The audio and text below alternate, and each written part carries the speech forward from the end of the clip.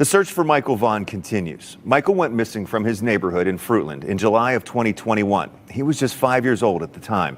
Law enforcement has spent the last year and a half investigating. But the Fruitland police chief says a credible tip led investigators to a home near Michael's neighborhood this weekend.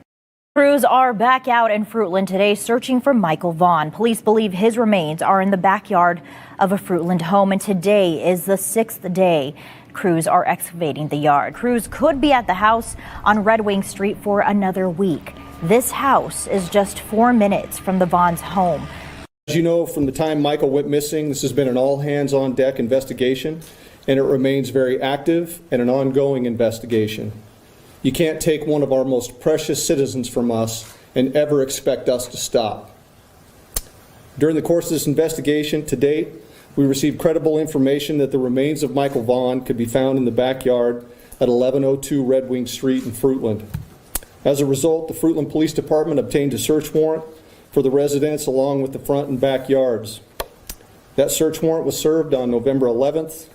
It was a Friday. We served that late in the evening. Upon entry, officers encountered Stacey Wondra, one of the known occupants of the home, and Sarah was subsequently arrested based on probable cause that she had knowledge of Michael's death and failed to report that death to law enforcement. The following day, the Fruitland Police Department, joined by the Idaho State Police, the Idaho Mountain Search and Rescue, the Fruitland Fire Department, and the Fruitland Public Works Department began a very methodical excavation of the backyard of the Wondras' home. During that excavation process, the Idaho Mountain Search and Rescue, Mountain States detection dogs deployed multiple certified human remains detection dogs on the property, all of them alerting to the presence of human remains. Ground penetrating radar was also used and deployed, detecting anomalies in the backyard. We completed the excavation of the entire backyard and removed over 250 yards of dirt. Prior to backfilling the yard, the dirt was meticulously sifted for any potential human remains. We did not find Michael's remains. Although the remains of Michael Vaughn were not recovered, we strongly believe, based on evidence, that Michael was abducted and is deceased, and that his remains were buried and later moved from the property. As of today, the whereabouts of his remains are unknown. However, the investigation is active, fluid, and ongoing. Once the excavation was complete, we conducted a thorough search of the Wondras' residence. The search was productive, and additional investigative evidence was recovered and is currently being processed. Evidence suggests that the following individuals who are currently in custody are involved in the abduction of Michael Vaughn. Stacey Wondra, 35 years old.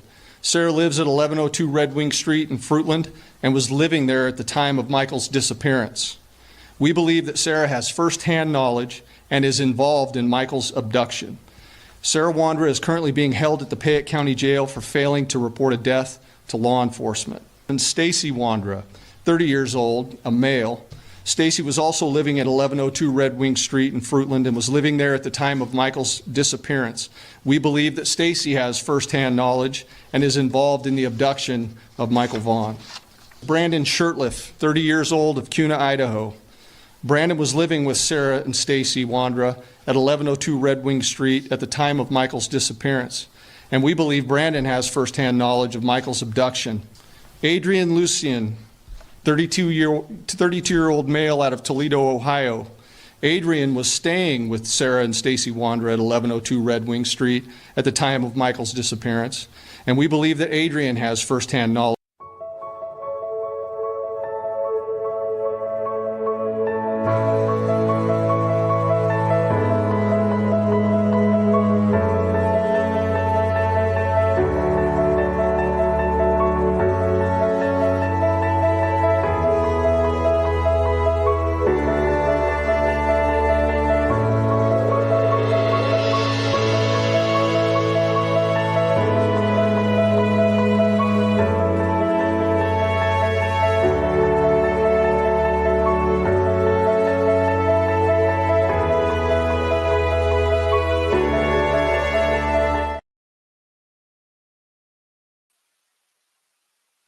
Hello, everybody. Good to see you. So good to see you all here. It is Thursday, March 13th, 2025. Woo! Lightning. Hello. We're analyzing Stacey's YouTube shit show. Oh my God. There is a storm brewing in the Pacific Northwest right now. Thunder, lightning right outside my back window of my back door. This is getting crazy. I came from Texas and I love storms. And up here in Washington, they do not have thunder and lightning storms like it did down south. But man, the lightning and the thunder today, this afternoon is just crazy out there. I'm excited. I love storms. Love storms. So good to see everybody. Sarah Suspicious and Little Devil. And we got Hair Curlers and Crime. Best name on the YouTube streets. All my mods look like many of them showed up. I was horrible and told them yesterday I was going live today, but forgot to send them a notification this morning because I had to go get some blood work done. So I appreciate the mods for showing up. Chaos Queen, I see you. Connie, Julia, I see you. Predecessor, Opal, thank you guys so much for coming. I appreciate you guys so much. Purple, hello. Good to see you, hun. Don't forget, Purple, if you want, throw down that link for the sweatshirts, cups, mugs, hats, t-shirts. We got zip-up hoodies, pullover hoodies, you name it. You can go purchase something if you want. All proceeds go to... I'm not understanding where the proceeds go to, so I won't say. I know I posted it in my Michael Vaughn Facebook group. I'm not sure. I know the money is being saved for a specific reason. Eve Hickam, I see you. Diane, I see you too. Thank you guys so much for coming in. Woo! Another big one. Oh, damn. Ooh, and now there's big chunks of hail. Oh my gosh, it's getting crazy. Crazy storm. And I get to watch it all while I'm doing this. Thank you, Zane, for being here. Connie, hello, hun. I have the most amazing mods. Just saying. You're going to hear the hail hitting on the tin on the top of my roof. It comes down the sound to my stove area where you turn the light and the fan on. Mods, at any time, if I start sounding like I'm cutting out, if the live's just not going well, can you please let me know, because I'll have to stop the live if the internet stops working well and everything. So yeah, just keep that in mind as we move forward from here. I'd really appreciate it. Opal, you are so sweet. I see you, hun. She says, let me see if I can scroll down. I see it on my phone, but I'm not seeing it. Woo, let's see. Hold on one second. Chaos Queen has been here, a member for a month. I'm pretty sure it's longer. That's just an updated one. No worries. Always happy to be here. Thank you so much, Chaos Queen. I really appreciate you. Opal, if nobody told you today, you matter. And we like to party when we get super stickers and celebrate our super subscribers, members, and our Missing PNW family.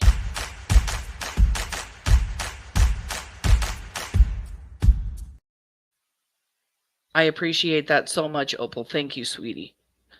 You're always so beautiful with your kind words. Oh my goodness. Slim is here. Hi, good to see you. Sassy Gig. I like that. I like sassy. I like being sassy. Little devil, cinnamon hot, hot, hot. So many people are in today. Just looking through to see if I missed anybody. Please, guys, just let me know if anything at all messes up. Like if it's the hail, the noise. I hope you guys can hear the thunder. It is pretty cool. At least I like storms. If I was down south, maybe I wouldn't enjoy it so much. I always loved it. My grandmother would yell at me because I'd go outside and she had these like metal chairs, lawn furniture, and I would go outside and watch the storm sitting in the yellow metal chair of hers, and she would yell at me, get your ass back in the house before lightning strikes you. And I'd be like, oh, grandma, now that I'm older, I realize how ridiculous that was to do. Hello, Sally Mae. Hello, Past. Good to see you. Death by Chocolate. She is amazing. Been here since the very beginning, since they very first started my YouTube channel. Her and Chaos Queen have supported me from the very beginning. And now so many new people have been coming in and supporting, and I appreciate you all so much.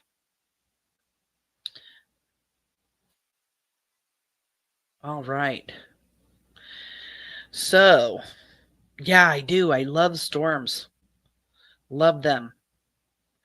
Thank you guys for coming and supporting Michael, supporting the Vaughn family during this difficult time. Brandy is sick, as we all have heard, and she is just trying to stay stable and good so she can get that liver transplant. For anybody that's in here that doesn't know it, she did get approved for her liver transplant. She is going into Utah to do the testing and everything for that liver at the beginning of April. Then she'll go home, and all she'll have to do is wait to get that liver. And she's going to be at the top of the list, so it shouldn't take very long. I don't know if it's Dree or Dry, but thank you so much. You say, thank you for your continuous excellent coverage on my Monkey's case. The only creator that puts out facts. You are incredible. Oh, goodness. Thank you so much for the kind words. I really appreciate that. I do try so much to make sure that everything I put out is verified, even though going through all of the Stacey Wondra interviews and stuff, we are speculating, theorizing a little bit more. So not everything's factual, but I really do appreciate you for being here. Thank you so much for the kind words. And of course, we got to have a party for the super chat.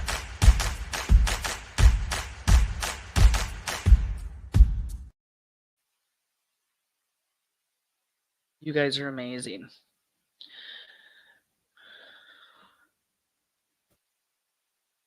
Okay. I don't know if you've already shared it, Purple, or not, but if you want to share that link, you are truly welcome to share the link to be able to get.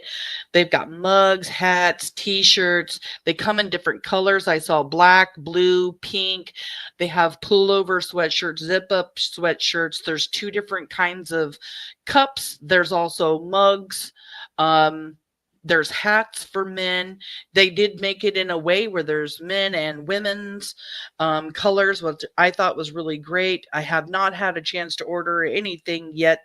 My husband keeps missing days at work here lately for my hospital visits and his doctor's appointments and stuff. So we're just going to have to wait a little bit to get our stuff. Rizzo, good to see you. Okay. Purple just got to her computer, but she will drop that link shortly. And hopefully I see it. Chaos Mama, good to see you here. So there are several different, well, you guys all know Stacey went all over YouTube, and we could continue going through Brooks from Crime Lines and Lies. to, I don't know if it's the second or third stream, but it was another one that I found. And then she also does the one where he's at the shelter. Okay, Purple just dropped that link, everybody. If you guys have the time or money and want to buy something to support Michael and the Vaughn family, please click the link. Go over. The money is being saved and all proceeds are going. Purple, I'm not sure where the proceeds are going. I know, but I'm having a brain fart. So if you could explain in chat where the proceeds are going, I would appreciate it. But it does have something to do with Michael. The money's being saved until which time they spend it on something. I don't know why. Maybe I'll look it up on my Facebook. Hold up. Let me look. Because I feel like a dork right now for not knowing. I just posted this yesterday. Or the day before. So let me get over here.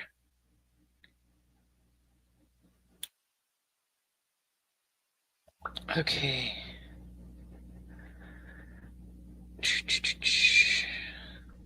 So Brandy wrote, all proceeds and profits are going directly into an account to help build Monkey's nonprofit project. No one is expected to purchase it all. If you're comfortable, please share the link. Thank you, everyone, for your support. So it's going to Monkey's nonprofit project. That is what it is called. So if you guys feel like it, grab the link.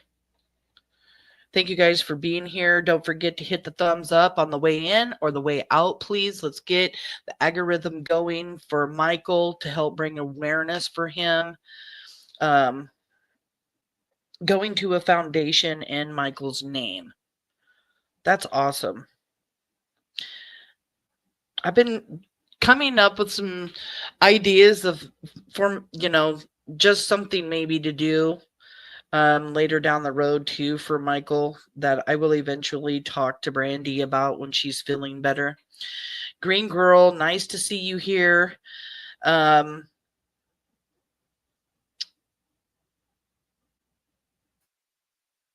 information on the detailed plans will be released at a later time. All right. Thank you, Purple, so much. So, yeah, I've had some ideas myself. So the question for today is, what live do we want to go over that Stacey did? Do we want to go over where Stacey talks about on Eve's channel that he gave a false confession? Do we want to continue doing crime lines and lies and just like go in a row? I mean, I'm not sure. I just want you guys to join me in chat and help me analyze all of this. I did start making a video from some stuff that we found yesterday, and that's what I plan on doing. These big hiccups that we're finding from Stacey, I'm just going to start making little videos or maybe even little shorts and put them out there. And I can either do it with that clip and then another clip when he's contradicting himself or whatnot, but we will get the information out there, the slips, different things that he said. And I know yesterday I did start from the beginning. Cinnamon Hot we started at the very first one, and I don't know if the one I pulled up is the second or third, but I mean, we could go in a row or we could skip around. That way we're not getting, bored with the same thing. I don't know. It was just an idea. Like, do we want to go in a row or do we want to skip around?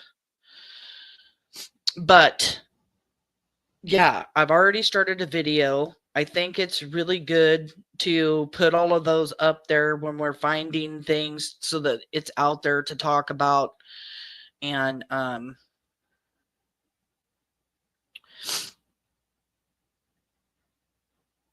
Rizzo saying Eve first, then the rest, and everybody's keep going in a row. Past, thank you so much for being a member for a month. Keep up the great work.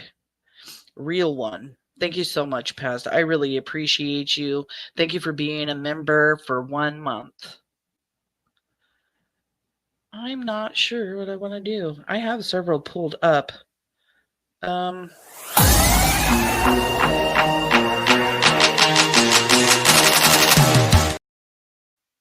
are for the members that have been here for a month. I really appreciate you. Purple, I have seen that. I haven't showed it on here yet. We're just going through all of his interviews. Buckeye Mama, good to see you. And now there's blue sky outside. That is crazy. That storm is crazy, but there's more like super, super dark. Zane, did you have a storm over there in Portland? Okay, so.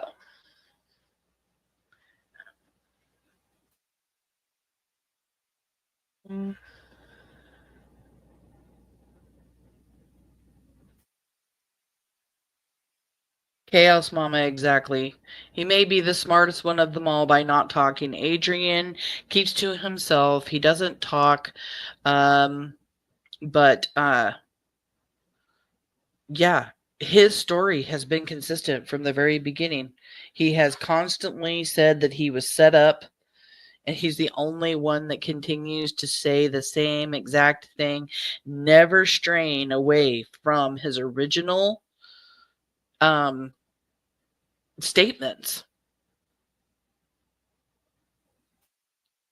Chaos Queen, thank you so much, hun. You're amazing. Thank you for being so super.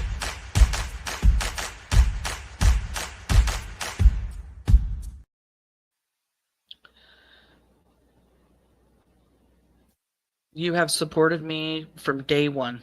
I remember you coming in and just always showing up. Thank you so much. You didn't have to do that, hon. It is. It's traveling really fast. These clouds are just like whipping by. It's crazy out there. The trees are blowing and everything. Well, were. And now the sun's out and the trees are still. That can be a good thing and a bad thing. I know my grandmother used to live in an area where the tornadoes and stuff were. Thank you, hon. I appreciate you. So I got more people saying, let's go in a row. So I think that's what we'll do. We're just going to go in a row then. I mean, we're going to get to everything. So let's do that. I've got to close out some stuff I have up here. I don't know how long we'll be live. Yesterday, we did almost 4 hours of going through. I do not mind doing long lives. When it was Kyron's birthday or the anniversary of the date that he came up missing, I went live all day long. The thing is when I go live for too long, what happens is the replay crew doesn't like to sit and watch 3-4 hours. Yeah, I could tell them just come over and watch the live, but some people don't have time to sit here during a full live. So we'll try to keep this one 2 to 2.5 hours. And if we have to, then we'll just go back and rewatch again tomorrow, because I will be going live again tomorrow. Just for my mods to let you guys know, I'll do it same time, 3:30 tomorrow. It'll depend when I get around to putting up the thumbnail. So let's talk about Michael. Michael was 5 years old when he was abducted on July 27th, 2021, near his Fruitland, Idaho home. He has been missing for over 3.5 years, and there are 4 suspects: Sarah Wondra, Stacey Wondra, Brandon Shurtleff, and Adrian Lucian. One or all know exactly where Michael is now. Michael was murdered. There is evidence of that. And we're looking for anybody that has a tip. Anybody that wants to be Michael's hero or the Vaughn family's hero. The tip line phone number is 208-642-6006, or you can email findmichael@fruitland.org. No tip is too small ever. You can remain anonymous. And there is a reward that's over $52,000 for any information leading to Michael. You may have heard something from one of the suspects. Someone may have even told you that they heard something from one of the suspects. You may not think it has any value at all when it actually could be huge. The DA is going to be moving forward and charging these 4 suspects. The Vaughn family has already been told that. They're dotting their I's, crossing their T's, getting everything ready, and then those charges will be out. So we already know that Sarah and Stacey are behind bars right now for unrelated charges. So Brandon and Adrian, if you know anything, it's time for you to come forward. It's time to make a deal with law enforcement. It's time for one of you to tell where Michael is, or tell what happened, what you saw, what you witnessed. One of these 4 suspects kidnapped Michael. One of these 4 suspects buried Michael in the Wondra's backyard. One of these 4 suspects took Michael from that backyard and moved him somewhere else. All of these suspects have knowledge of Michael's abduction, murder, and where he is to this day. And it is time for justice. It is time for Michael to get the justice that he deserves. It is time for the Vaughn family to get some peace, especially during the difficult times now while Brandy is sick, fighting for her life, waiting for a liver. It is time. Call in the tip line 208-642-6006 or email findmichael@fruitland.org. Please be Michael's hero. Be the Vaughn's hero. Be the hero for your children. Know in your heart that you did something good. It could be the one thing. Even though they already have a huge case against these 4 suspects, you may hold something that is even more important than they already have. So, yeah, let's give some prayers to the family. Let's pray that Michael comes home to the Vaughn family. And let's pray for these suspects, that one of them will find it in their hearts to tell the truth, and tell where Michael is, tell what happened. Because the family needs answers too, right? They need answers. They need to know what happened. That's how families can move on. They've never had a chance to mourn the way that they should have been able to mourn. Instead, they're mourning and wondering what happened, wondering where he is, wondering who did what to their son. They deserve answers. Again, the tip line phone number 208-642-6006, or you can email findmichael@fruitland.org. You can remain anonymous. There is a reward fund. Somebody out there knows something, and it's time to start talking. It is time. You're looking at life in prison. You're looking maybe the death penalty. Who knows? But you're not going to have a life other than behind bars. Guarantee you that. We are Monkey's Army. We're never going to stop. That's never going to happen. Don't even think that that's going to happen. We're here until Michael gets justice and the family gets the peace that they deserve. All right. So,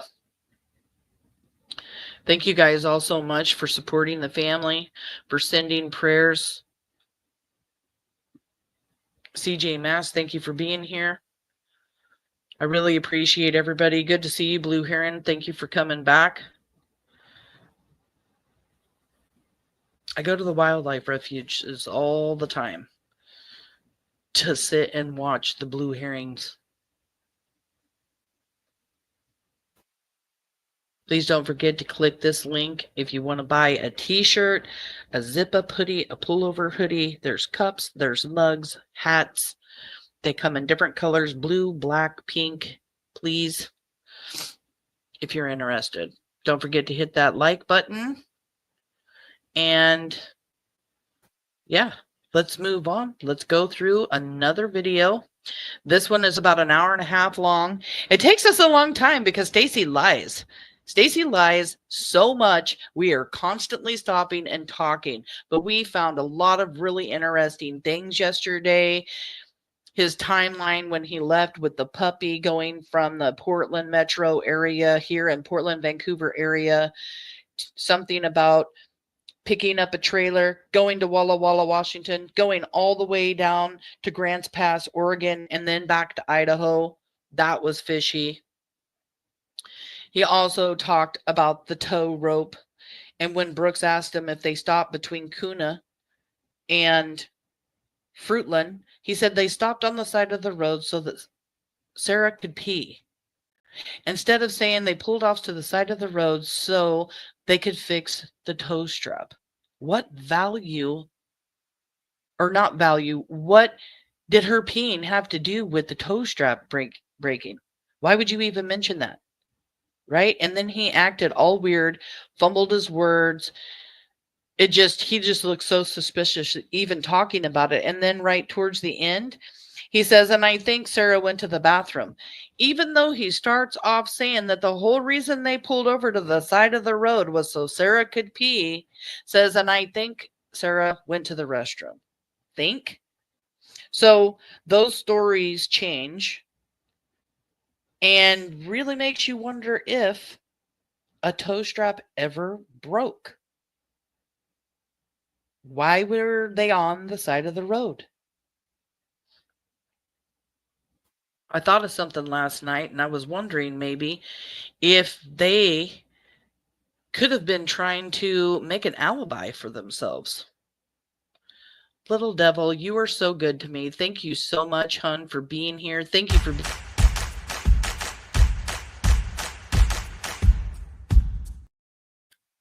I love that so much. Thank you. Thank you. Thank you. Bless your heart for always being so supportive. CJ Mass, thank you too. Thank you so much.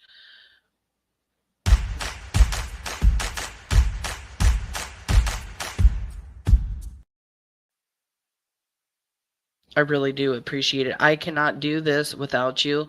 CJ says, sending love and thanks for all you do, Sam. Thank you. So yeah, it was really crazy. And like I said, I'm just going to continue making little videos and little clips, and let's put those out there. We know law enforcement's watching. I mean, they could not be watching, right? So if they're out there and if they're watching, if I'm making those little clips and putting them out there, then maybe they can see the clips too. And anything important enough that we might find, it's actually even worth putting it in an email and sending it to the findmichael@fruitland.org's email. These things are important no matter what. And I know law enforcement appreciates all of the help that they get from the public. So hopefully we find something else suspicious today. Slim Hauser, I still suspect that the ratchet strap, not a toe strap, was cut and used, to tie hands and feet. Ugh. I don't know. I do not know.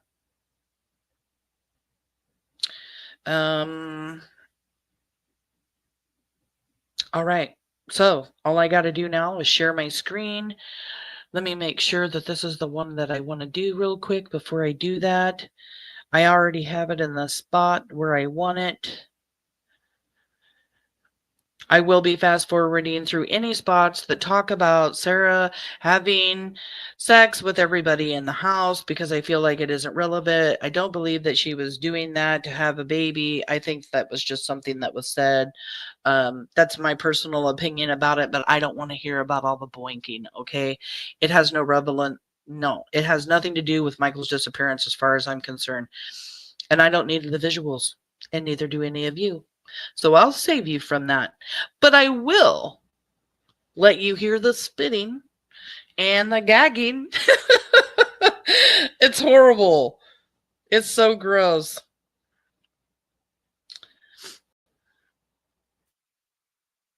Maud, I don't know. Maybe they have. I'm going to keep an eye on chat while I go over here and share my screen. Yeah, I don't know what vehicles have been searched and what ones. I know that the Sierra truck was searched. That's the only one that I know for sure was searched. But I mean, come on, they had a missing child and they were suspects. If they knew what cars were at the Wanderer's house, I mean, I would hope that law enforcement would search all of them, right? Because that's what you would want to do. I mean, and they've got some pretty amazing people working there at the Fruitland, and Chris Madonna from the Cold Case Foundation is also, so I can't imagine that they wouldn't. All right, so here we go. I want to blow this up full screen. I'm going to come over here and put Brooks in the comments. Her link, Crime Lines and Lies.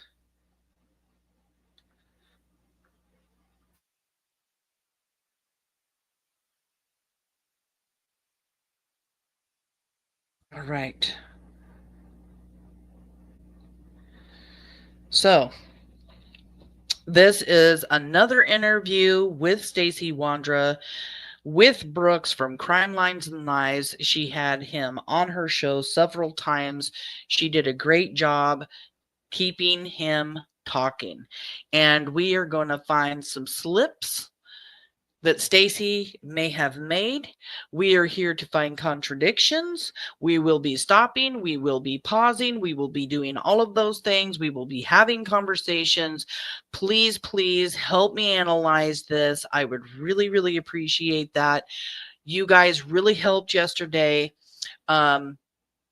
Yeah, and yesterday, the charcoal, that was crazy. Chris Madonna said there was charcoal inside the closet of the Wanderer's house, and we were looking up charcoal, and charcoal helps get rid of odor. And then we took it a step further and found out that charcoal will also get rid of the odor of decomposition, which is, or decomposing body, sad to say.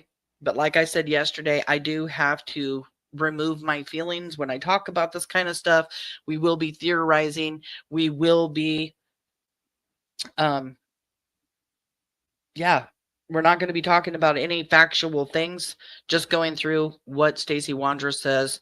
So let's not leave here and start any rumors. Let's go. I mean, do you want to start with questions, or I mean, what do I do? Well, let's just start with. And I do believe this is the second interview, but like I said, I don't know if this is the second or third interview with Brooks. But I saw this curtain in the background, which tells me he was at Hot Mess's house.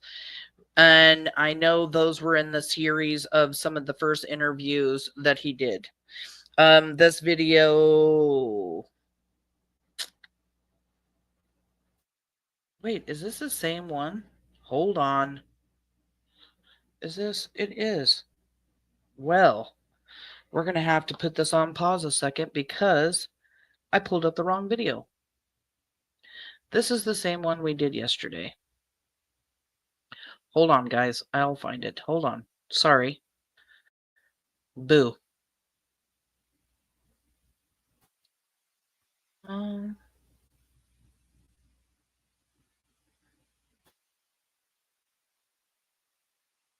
Let's see.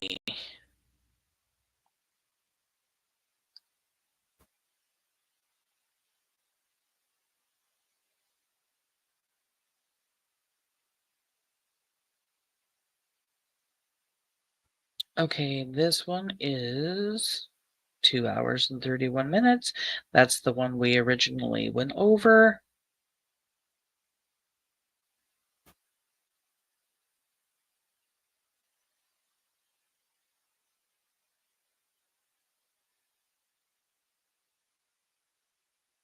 Hold on a second. I so sorry. I have to go over to her channel, find her playlist, find another one. Let's see. I think Michael Vaughn is towards the end.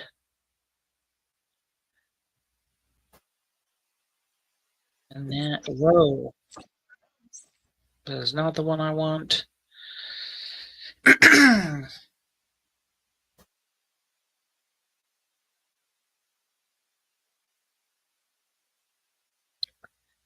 Let's see.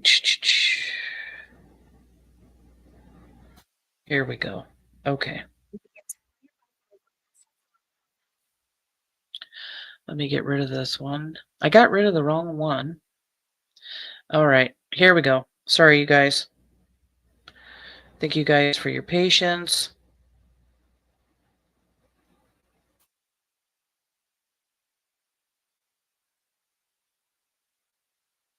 All right. Can everybody see it? Okay, it just came up.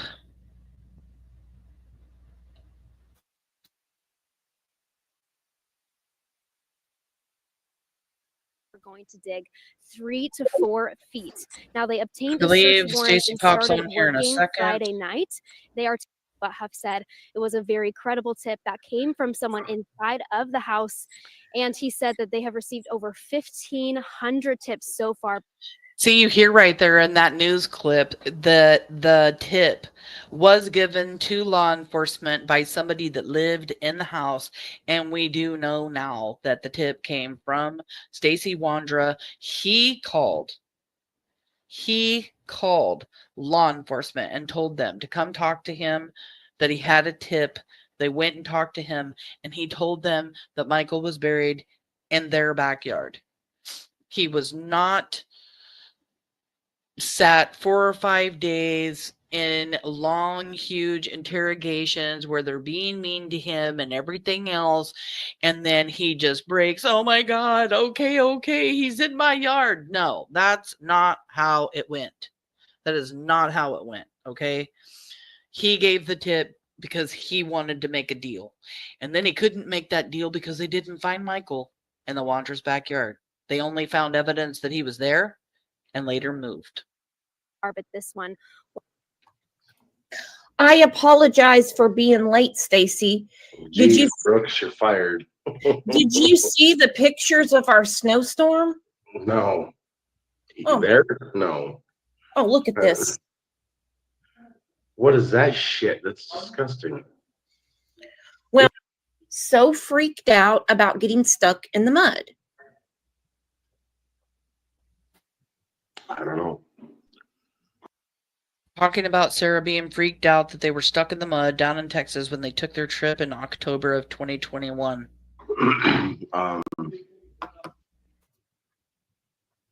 It could have had something to do with a guilty conscience. I have no idea.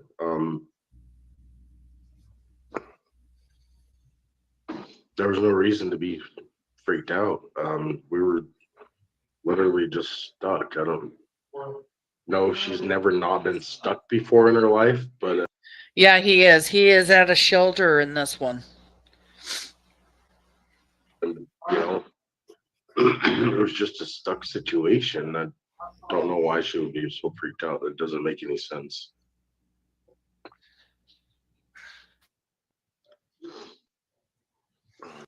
You guys got your pen and paper ready?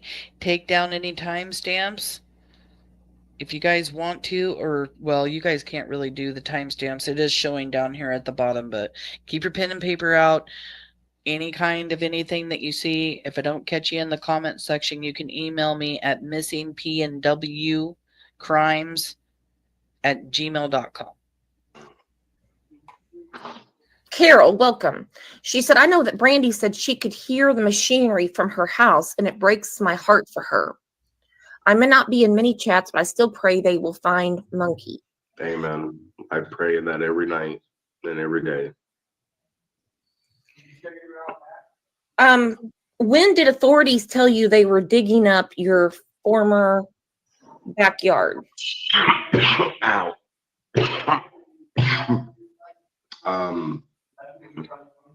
It was like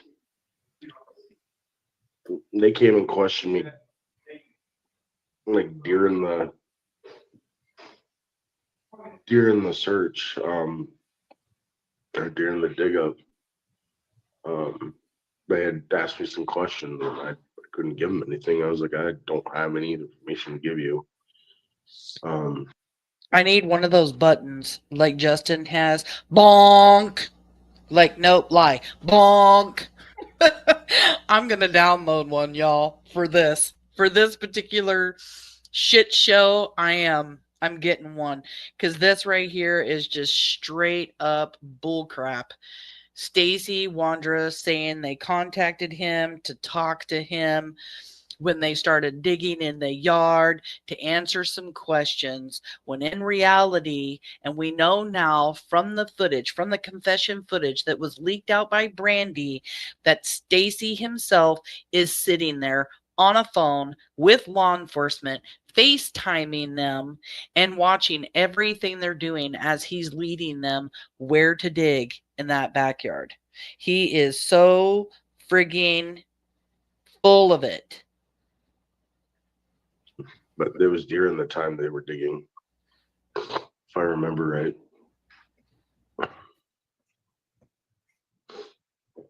To hear all of this crap after you've seen the confession is just, it's mind-blowing. We just sat and listened to hours and hours and hours and hours of nothing but his bull crap when he went up on panel and around the YouTube. Is that when they polygraphed you? They polygraphed me right after I got arrested, like on May 19th. Oh. Not 20 or 22. But was that in connection with Michael or about the gun stuff? Oh, they had questions about Michael then? What? They had questions about Michael in May? Yeah, it's just exactly all the polygraph was about was Michael. Oh, wow. And wow. like I said yesterday, I passed. I was the only one out of Brandon and Sarah and Brandon, Sarah, and me. I was the only person to pass the polygraph test.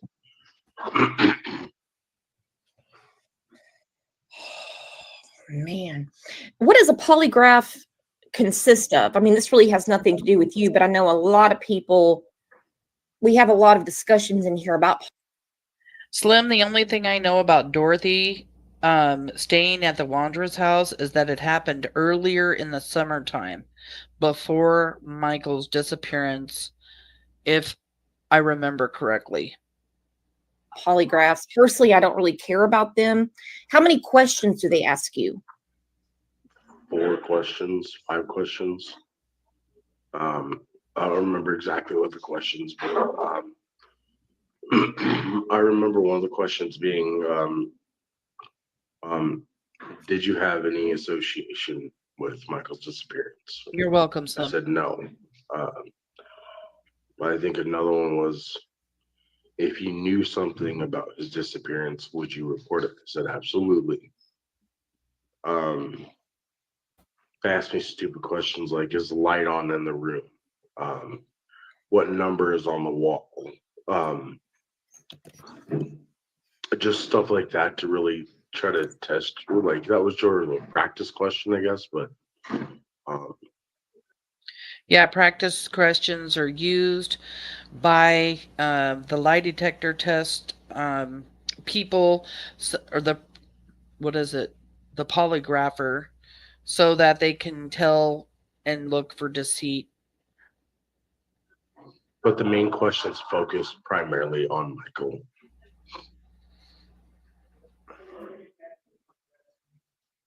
I was gonna do just one guy and all of a sudden 15 show up. They all came in the same bus. Do you remember what they were? Can you say? What's that? Do you remember what they were, or can you say? I just told you 3 of them. Okay. Well, you said there was 4. So anyway, sorry. Oh, yeah, I don't remember. I don't remember all of them. Like I said, I gave you, I think, 3 of them just now. But if I knew anything about it, would I report it to law enforcement? I said, yeah. Did I have any association with his disappearance? No. I don't remember. I know they asked me questions like, is the light on in the room? Or what number do you remember being written on the wall? Just to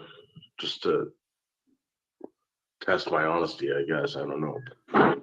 I passed the lie detector test for the polygraph. Well, it's just an investigation tool, you know, but you, like you said, you passed. A lot of people were asking me, and I probably got the name wrong. The trip to, is it Grants Pass, Oregon? Mm-hmm. Okay, so that was Yesterday, we heard him talk about Grants Pass, Oregon, that he came into the Portland metro area, met up with a guy. There's something to do with a trailer. They went to Walla Walla, Washington, to Grants Pass, Oregon. Grants Pass, Oregon is almost to the California border, then back to Idaho.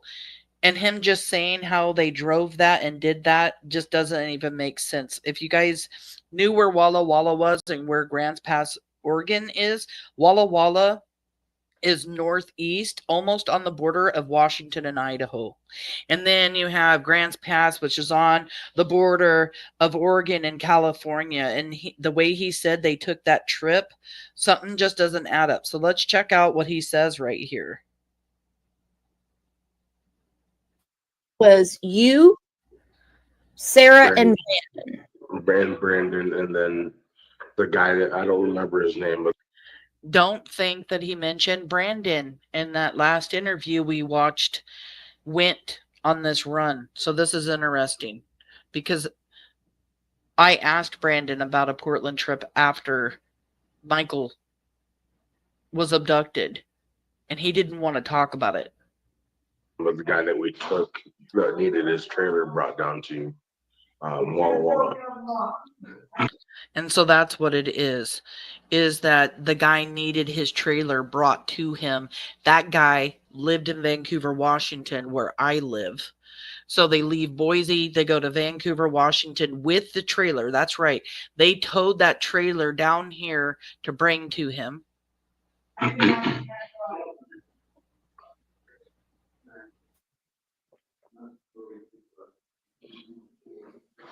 do you remember when it was? Not exactly off the top of my head. No. Was it Caesar? Was it Caesar or another guy? No, Caesar had nothing to do with that trip at all. None. Okay.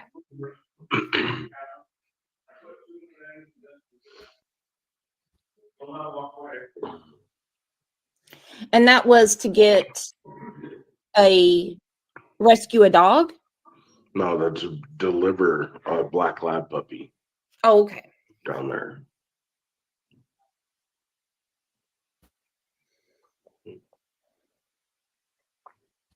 Yeah, they were going to drop off the trailer at that guy's house here in Vancouver, Washington, but then also delivered a black lab puppy to Grants Pass, Oregon. So was it Randy? Who? Randy? Randy? No. Okay. No, I don't even remember the guy's name. He was a dude I found off Craigslist. Okay. I was looking for his trailer to be delivered and him. But Randy was a whole nother case. He was a taxi customer that called us because he rolled his truck. Because he'd been drinking.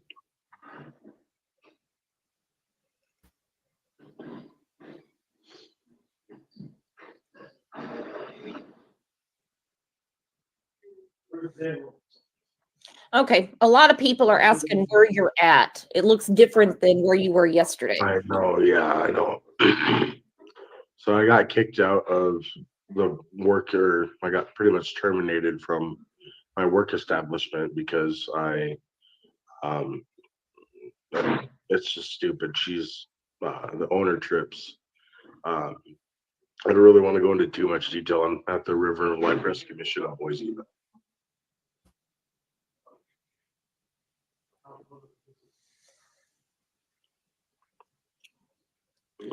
Confused on all the vehicles mentioned yesterday.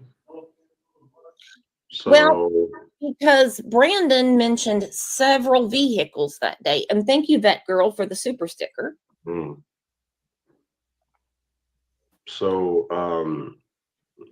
We only owned 3 vehicles at that point in time.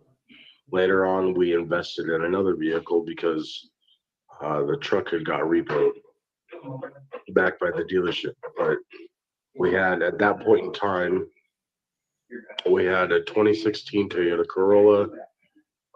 We had the Lexus, the white Lexus ES330, and we had the GMC Sierra 1500. That was the burgundy truck. And that's obviously the one that you used to tow go down to tow Brandon's car, correct? Okay, so did you use all 3 of those cars that day? No. Because I don't know why Brandon mentioned so many different cars that day. We only had 3 vehicles. Anything beyond vehicles that he's talking about, I have no idea, because I know for a fact of what vehicles we had. I mean, we owned them. I don't know how I wouldn't know what vehicles there were. Well, no, I'm sorry. I didn't mean to be confusing. I don't mean how many you own. How many were in use? How many what we used? Yeah, on July 27th. I only used the Lexus, and she drove her car. Well, all 3 of them been used that day, but she drove her car earlier that day to take Brendan to, or not Brendan, but her and Brendan went to take Adrian to go see his kid. And you want to know what's funny, you guys? I have been able to confirm, like I know for a fact, Adrian says that he comes to Idaho because he wants to meet, for the first time, his child, to see and meet his child. And he goes to Applebee's to meet his son. But he says he goes to Idaho to get to know him, to be there for his son and everything else. Did you guys know that Applebee's and seeing his son was the one and only time he saw his son in Idaho? He gets there, he sees his son once, he leaves August 20th, the area, August 20th, and that's the one and only time he's ever seen that baby boy. Well, I actually think the boy was like, I want to say like 5 or 6 years old. But yeah, he says that was the reason that he went, but he only saw him one time. Make that make sense. In Boise that day. So she took her car. I had the Lexus. Yeah, he does. He remembers the vehicles, but can't remember any other key details. And the truck was at home during the day. And then we all came back home and then switched and took the truck to go tow Brandon's car that night. Does that make sense? Yes. Okay. Let's go through what Brandon said. Thanks for coming in, Carly. I see you. This is from Navalis. And as you have said, Brandon was not truthful. No. Earlier that day, I spent the night there because he came in. Blue Heron, you want to talk about deadbeat dad? Adrian Lucian has kids all over the United States.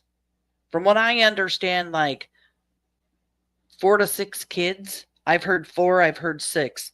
So yeah, 4 to 6 kids all over the United States, and he has no contact with any of them. None of them. Total deadbeat dad. In my car from my mom to their house. Here we woke up and had breakfast and watched TV and coffee, and then we.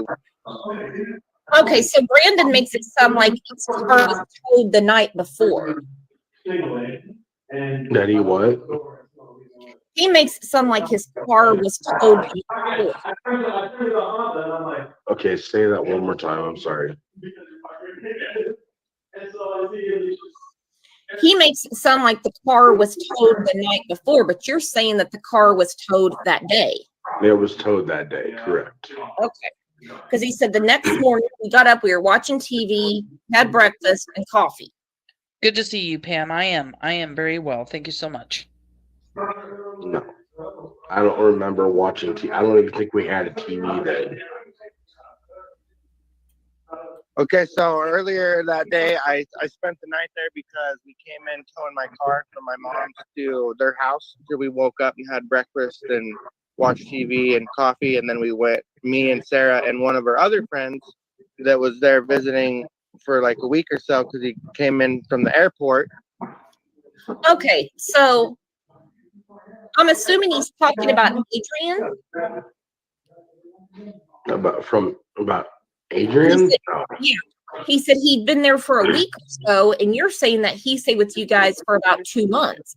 Yeah, he had already been there for 2 months. And Adrian did not come in on an airplane from an airport. He came from Caldwell, living behind a dumpster.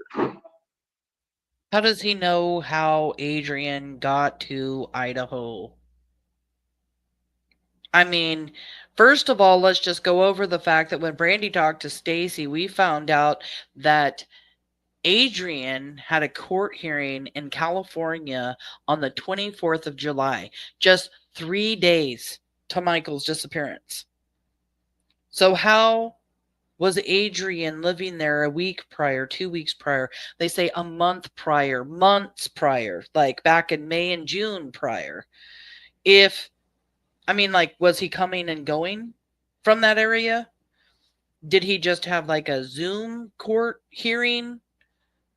How could he have a court hearing on the 24th? I mean, unless he's flying around and everything else and just get there. Like, yeah, it just doesn't make sense when he actually got there. It's just huge on Adrian's timeline.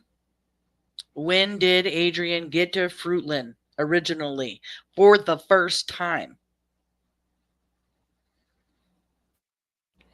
So I don't know where he's getting the airport, but nobody came to live with us that came from the airport, just so we're clear on that. Okay, so I can mark that off. You know, and the thing is, if you're going to lie about something simple, like where you picked your friend up at, then what else are you going to lie about? Yeah, none of the story is accurate at all. None of it. So far, that video is inaccurate.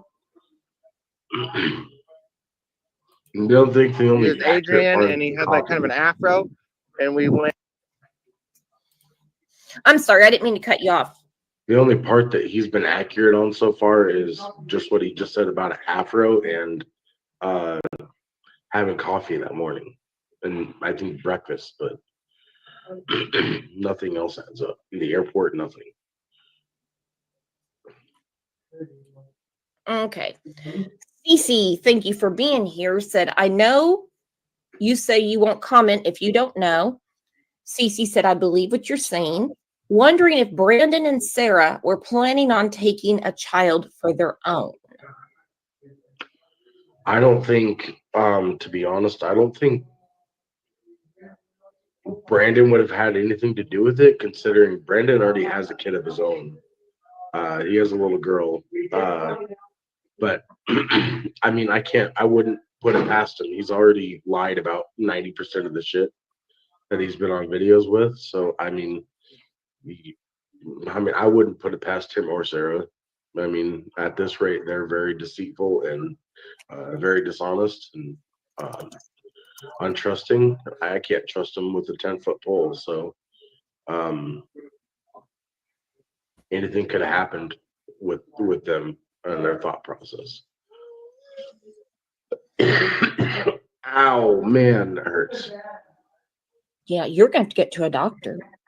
So I missed what you said earlier. You all didn't have a TV. How come you didn't have a television? We just didn't have. Earlier in the last interview we watched, he said that they woke up on the 27th, the day that Michael disappeared, and they were watching TV. He even shouted out the different TV shows that they like to watch and everything else. And now he's saying that they didn't have a TV. Sarah went through this phase of being. I don't know. She believed that the TV was satanic, and again, it all has to do with religion with her. I think very wrong religion, because I don't remember reading in the Bible where it says we're supposed to watch TV. But she was on a trip. She did not believe in watching TV at that time, and then a while later, she was like, "Oh, well, we can get a TV now. You know, God told me it's okay." Like, yeah, she was never off. So I believe at that time it was we didn't have a TV. I don't remember watching TV that day. Okay. Criminal Med said, when did that no TV start? I mean, she would have trips, like bad trip, bad God trips, and that started. I mean, she's been going through that off and on since I've been married. You're not allowed to be in here. Why? That's our rules. Okay, I was literally told I could be here last night. Well, they told you wrong. Yeah, they told you wrong. Can I use that chair, please? No, you have to wait. Okay.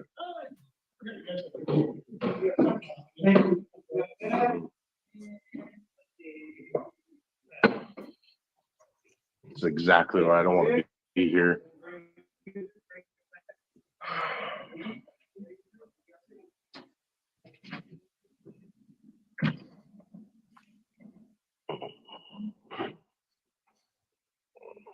Let's see Hold on if a we can second. fast forward through some. You're okay.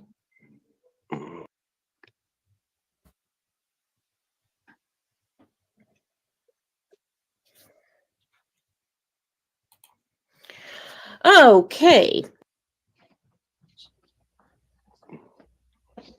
Do this, so just give me a second. Let me get my jacket. Or what I have for a jacket, I guess. Give me a second. Holy smokes, it's cold. Okay, I'm good. Sorry, guys. What's the temperature?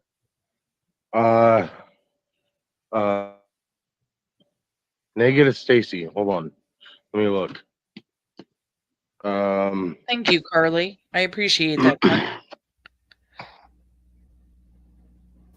It's 34 Okay, skip the degrees. questions. I thought you said that you all had watched movies and TV. And I might have gotten you wrong because a lot was going on yesterday. I thought. I mean, I don't recall 100%, to be honest. Ow. You need to get to the hospital. About to call the ambulance. Oh, please. And just my own curiosity. I mean, we know that Sarah has gone on these God trips, if you know what I mean. Yeah. Was she ever into satanic stuff? No. She claimed not to be. I never seen her or noticed her being into satanic shit. Okay.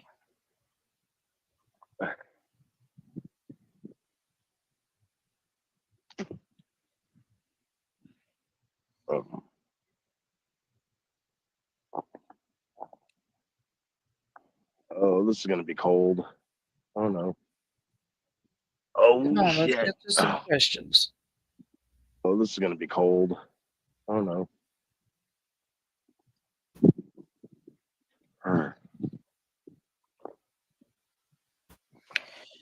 Now, you mentioned some online scams that Adrian had. Did Brandon have any? No, not that I know of. And Adrian's was some He was fake. what? Adrian's was like some fake Cash App and some sex Yeah. chat. Yeah. So he's saying here some sex chat, yes, and we know, and then the Cash App. We know that Adrian.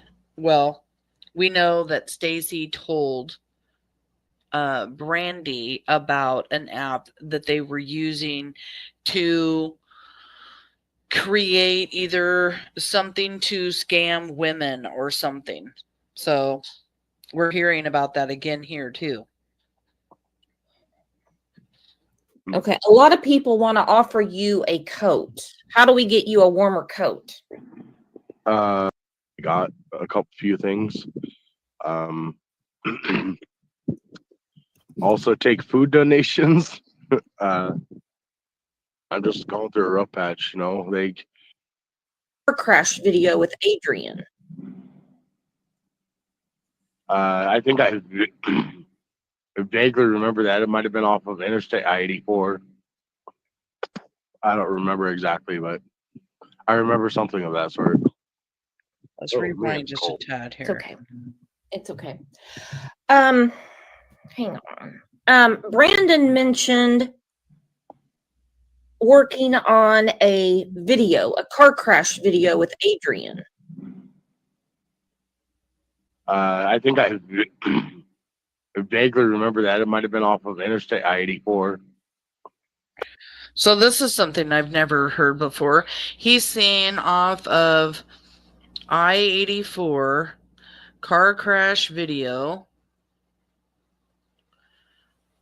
and he or Brandon said before that they did this car crash video in the mall parking lot.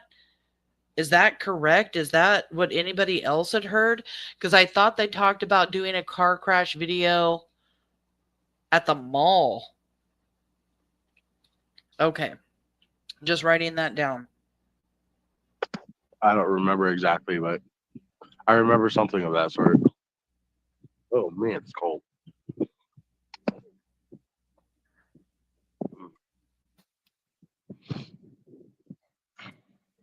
They didn't have any limits to what they would do for money. No. Pretty assessor, you're right. I mean, hello, Renee. Good Now, to see how'd you guys get the gas money to go get the car that night? Money that we already had a full tank of gas, I think, in the truck. If I remember right, we didn't have to stop and get gas on it, or stop. Well, he's saying that they didn't have to stop and get gas at the gas station, but Brandon says they stopped by the gas station to get gas. During the interview that I did with him, he even said somebody may have even gone into the store, because I remember asking him whether or not Stacey had to panhandle for any money or anything to get the gas money. And he doesn't want to put himself at the gas station. Stop and fill up and gas. We usually tried to keep the truck because we didn't drive the truck a whole lot. Like I took the truck out and about to like go for hunting or whistle pig hunting and shit like that. But Renee, so Adrian Lucian was a rapper or does still do music, and he would do videos for his music, and so they were going to go do like some car crash scene or something for one of his music videos, is what that car crash stuff is about. the truck really never left Fruitland other than for an emergency purpose, or like if the road was, or the weather was outside really bad outside, we wanted to take the 4-wheel drive, we took the truck. Well, I'm sure if that gas station did have cameras and surveillance that, law enforcement has that information, we're just not privy to it. So I'm sure they know whether or not he's lying or not.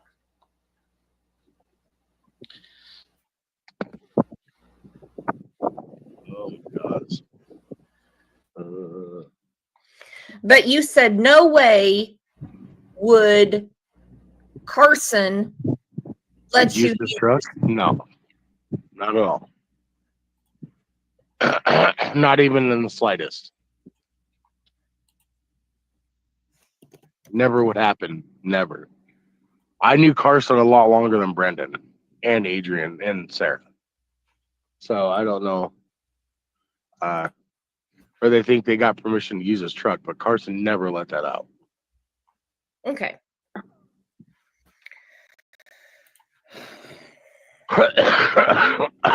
Oh. I put up a couple links. You can become a member if you would like. But we do have Missing PNW, Crimes Revisited Facebook group. And we also have a Michael Vaughn Facebook group.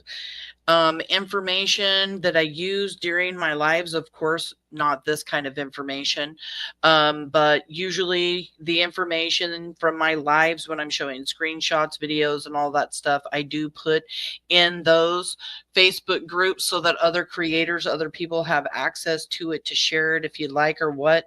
So if you'd like to become a member of Missing PNW or join any of our Facebooks, please do so. Don't forget to hit that like button to help that algorithm and awareness for Michael.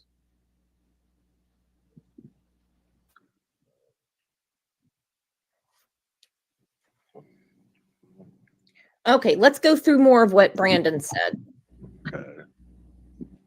Went and did kind of a YouTube video that day where we were trying to make music and kind of like a car crash scene. And Okay, so Brandon's saying that the car crash video was earlier that day. You got me. I remember them saying they were making a car crash video, but I don't remember exactly when it was recorded. When I asked Brandon about the car crash video, he didn't tell me that it happened that day. He told me that he didn't think that happened that day, that it happened before. So there's an inconsistency in Brandon's story. I know that I remember seeing videos of it, but I don't have the exact recollection, to be honest with you.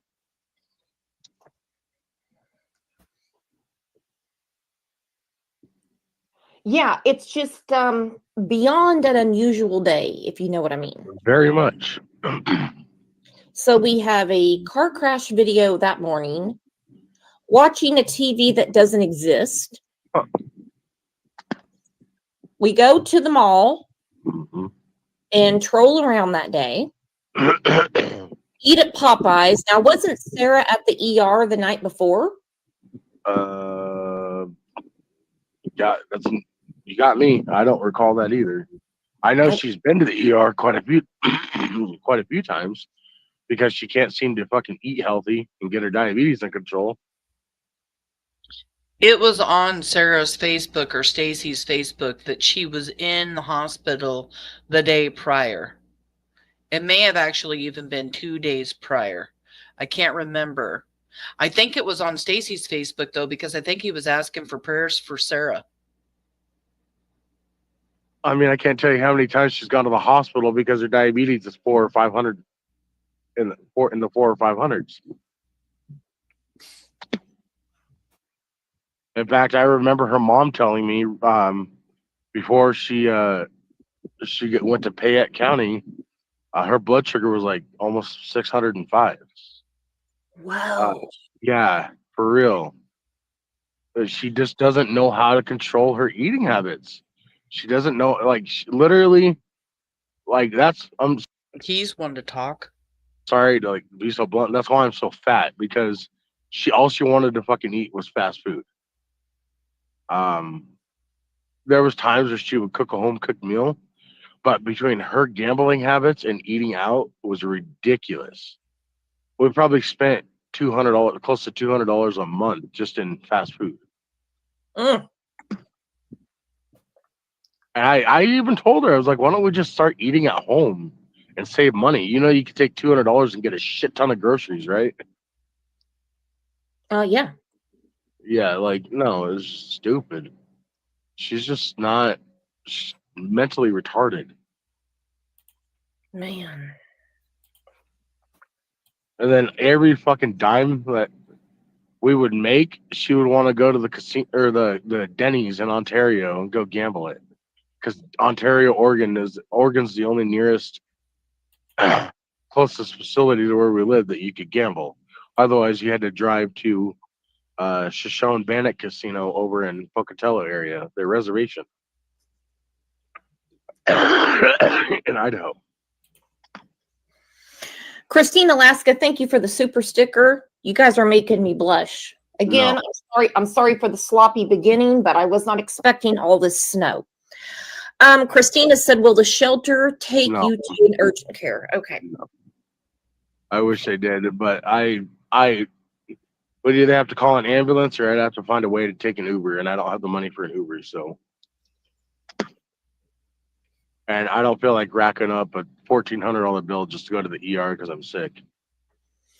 Okay. On July 26th, the day before Michael was abducted. Okay, so yeah, that she did go then. If I posted that, yeah. Do you remember what was wrong with her? No, not exactly. I was pretty sure it had to do with her diabetes. I don't remember that specific reasoning. If her stomach hurt, I don't remember, to be honest with you. I was pretty sure it had to do with her diabetes, and it could have still had to do with her diabetes. You know, I know that she complained a lot with lower abdomen pain, but I always thought it had something to do with her diabetes. She did not take care of herself at all, physically or mentally or emotionally. Oh, man. Okay. Hey, look, Brooks, I found your truck. It's a Denali, Woo! but it's an actual truck. Really? Yeah, I think it's huge. It's ridiculous. I would show it, but the headlights are like blaring right in my, and I can't turn the camera around. That's okay. But I missed that baby Yeah, what happened to it? in our house. I think Carson mentioned children's clothes and a tricycle. Did you have a tricycle? No. He says he didn't have a tricycle, but Chris Madonna asked Stacey where the tricycle was in the garage during this confession footage that was released. But it's not believed that this tricycle was Michael's tricycle, and I just want to clarify that because a scooter was mentioned. In the very beginning, law enforcement didn't know if Michael had anything at all with him. And that's why Justin for All here is asking about mentioning a scooter, because it was on the news that neighbors were being asked if they saw a little boy on a scooter. Later to find out that was not Michael on a scooter. But the scooter, the tricycle have no value whatsoever here. So please just try to let's not talk about scooters. Let's not talk about tricycles. Michael had something in his hand when he was abducted. He wasn't riding anything. There was no tricycle around our house. But the tricycle was at their house. Probably either the little girl that was coming over to their house that they babysat, or they had just collected some items or something, you know, because they were going to be doing something nefarious and kidnapping a child. Who knows? But that tricycle was not Michael's, was all I wanted to say.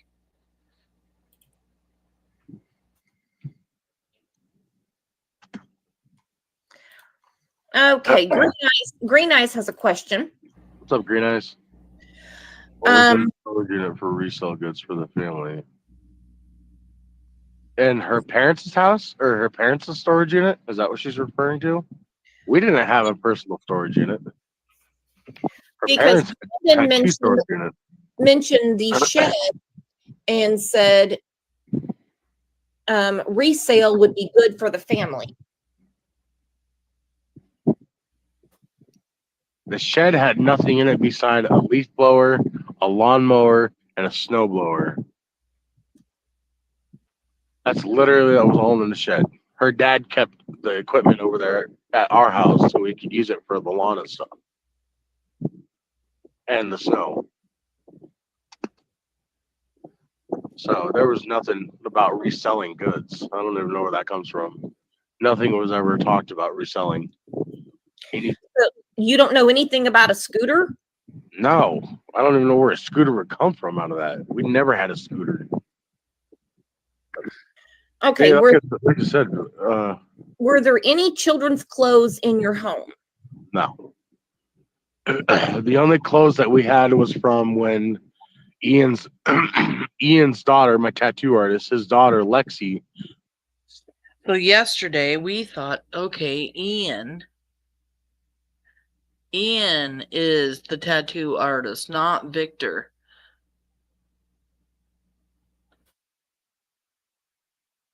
Okay, and Victor, I believe, was the one in Vancouver. I don't know. I'm going to try clearing that. So Ian was the tattoo artist that had the daughter. All right. This is the reason we go through this. See, we got Victor and Ian confused yesterday.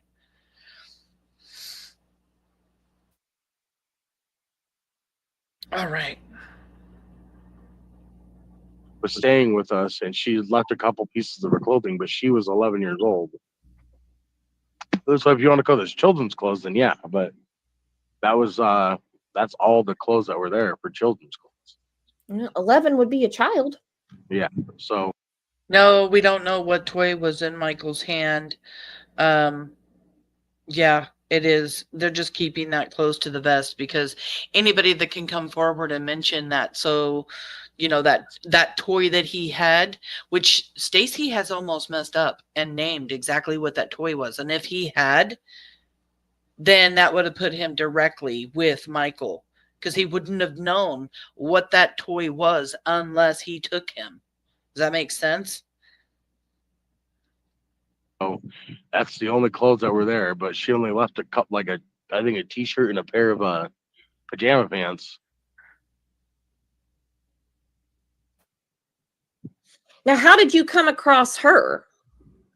Lexi? Uh-huh. My tattoo artist mentioned that she was in town, and Ian asked us because he didn't have a babysitter. He asked us if we would be willing to watch his daughter, and Sarah offered to take her. Holy, that's right. Clothing shopping. And so we had done that, but or Sarah took her clothing shopping, and then took her out to eat. But we ended up having to put a stop on it because she didn't just hang out with us at one time. Like, it became a habit. Like, she wanted to come over and visit all the time, but she really just wanted to get money from us and you know, go out to eat all the time or like go shopping. And it was literally just talking crap about a little girl. Let's fast forward through here. Like, there should be more questions here. Less conversations, more questions. Let's go. About a scooter by law enforcement. And we're still not talking about the scooter. what's in or around the house. You know, Brandon or it looks white to me. He looks like a white person, so I'd assume. And now we're going to try to find something through the glasses of somebody. Ow. I'm sorry, I just have to fast forward. I'm not going to sit and speculate off a picture off of somebody's glasses. Yeah. Did any other young kids ever hang out at your house? No. Not at all. Oh.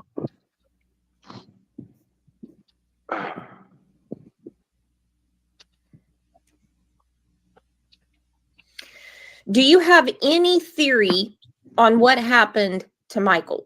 No. I guess a theory, like hypothetically speaking. Is that what you're asking? I don't know. I think it's possible that Brandon or Adrian or Sarah could have had something.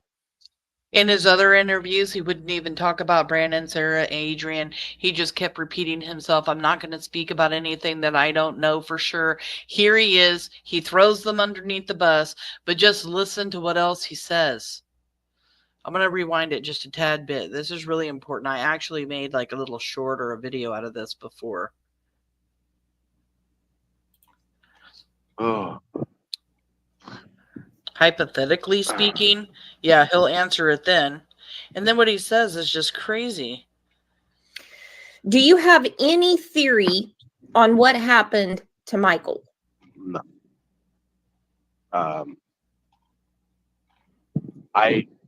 I guess a theory, like hypothetically speaking.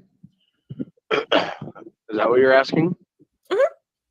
I don't know. I think it's possible that Brandon or Adrian or Sarah could have had something to do with it. Is like I said, as much as they're deceitful and dishonest and liars, I think it's possible. But I don't. Again, I don't want to speak on something that I don't know an honest truth about. Oh no, it's just theory. Yeah, no, anything's possible. I mean, it's anything's possible. I mean, just your opinion. I mean, you know him way better than any of us do. Which is why it's so hard for me to make an opinion, because I wouldn't have thought they would have had something to do with it. Right. No, I got you. Oh my gosh.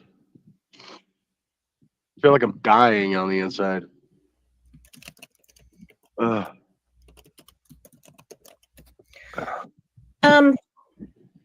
Well, I mean, I know you're freezing. I just have a few more questions. Okay, go ahead. If you're comfortable with it. That's fine. You know, I'm an open book, Brooks. I know.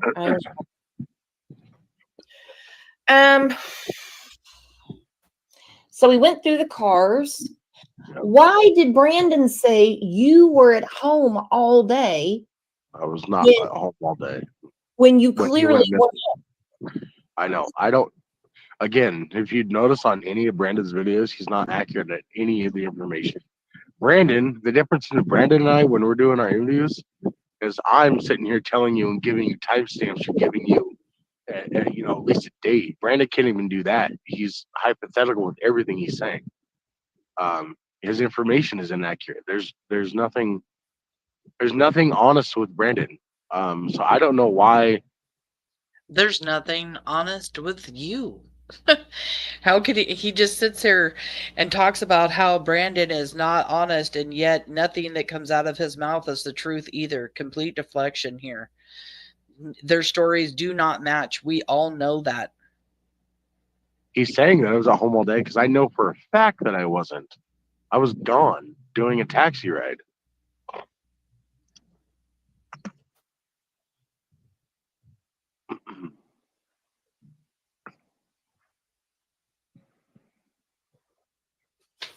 Hell, we might even get it through a whole video today, guys.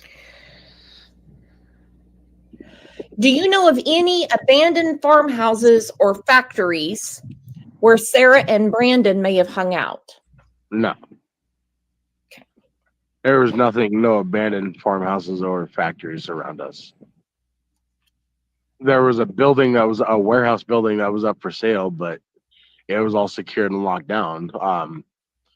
Sarah and I had inquired about it because at one point, you know, we were like, you know, we're trying to run our mechanic business, and then that was when we had the company up, because we were trying to defer from doing work at our house on the vehicles. So we inquired about that property, but we never physically went there. No. The guy wanted like $2.6 million for it. So I was like, that's not even going to come close to our budget or price range, even if we found an investor, and there's no way we'd ever pay it back. So what would Brandon have to lie about? Probably here, guys. everything. I think that he's trying to perhaps make a cover up for his fuck up, and I think he's um Somebody mentions Brandon. What would Brandon have to cover up? And listen to what he says.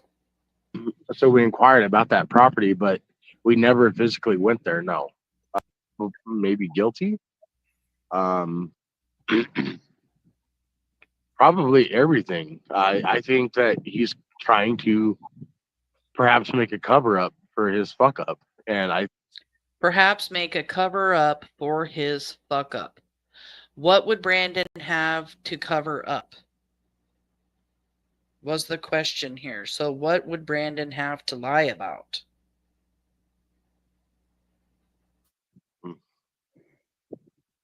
So what would Brandon have to lie about? Probably everything. I think that he's trying to perhaps make a cover up for his fuck up, and I think he's just being deceitful about everything. I think he's trying to. I think he knows that he's probably maybe guilty. I think this is a slip up too. Hair curlers and crime. Hey, Jamima, thank you for coming in. You've missed about an hour and a half, but no worries. You can all just stick around and help us in chat, find any slip-ups or anything. We're just going over interviews with Stacey. I believe this is a slip-up too. He believes that Brandon is covering up a fuck-up. And in the new interviews that we saw with confession footage, Chris Madonna asks Stacey about Stacey telling them, law enforcement, that Brandon bound up Michael. They've also talked about duct tape and stuff. So what fuck up was it? Did Brandon do something to Michael, and was Michael accidentally killed? I mean, it doesn't really matter, but I believe that that is kind of Stacey's slip up here, is that Brandon messed up, screwed things up, and now is trying to cover it up.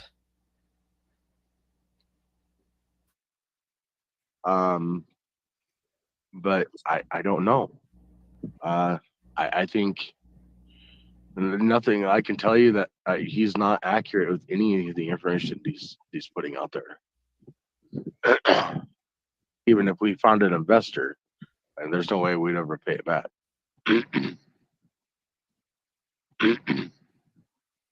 Probably everything. I think that he's trying to perhaps make a cover up for his fuck up, and I think he's just being deceitful about everything. I think he's trying to. I think he knows that he's probably maybe guilty. But Thinks he's maybe guilty. Yes, Slim, I think the same thing. If Brandon, of course, you guys, I want to just keep, saying this over and over. We're speculating. We are theorizing here while we're listening to things that Stacey has to say. Nothing is verified or verifiable here. We're just talking about things we're listening to. So if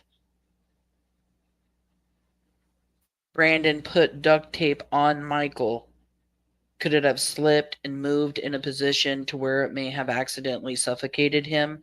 I thought that from the moment Chris Madonna talked to Stacey about Brandon finding Michael up in the bedroom. Of course, that is only what Stacey Wondra says. We don't know if it's true. Brandon has denied that. We have to remember each one of these suspects has a different story. But he's straight up throwing Brandon under the bus here, saying there was a cover up for his fuck up and that he believes that he could be guilty. But I don't know. I think. Yeah, maybe guilty. Nothing. I can tell you that he's not accurate with any of the information he's putting out there.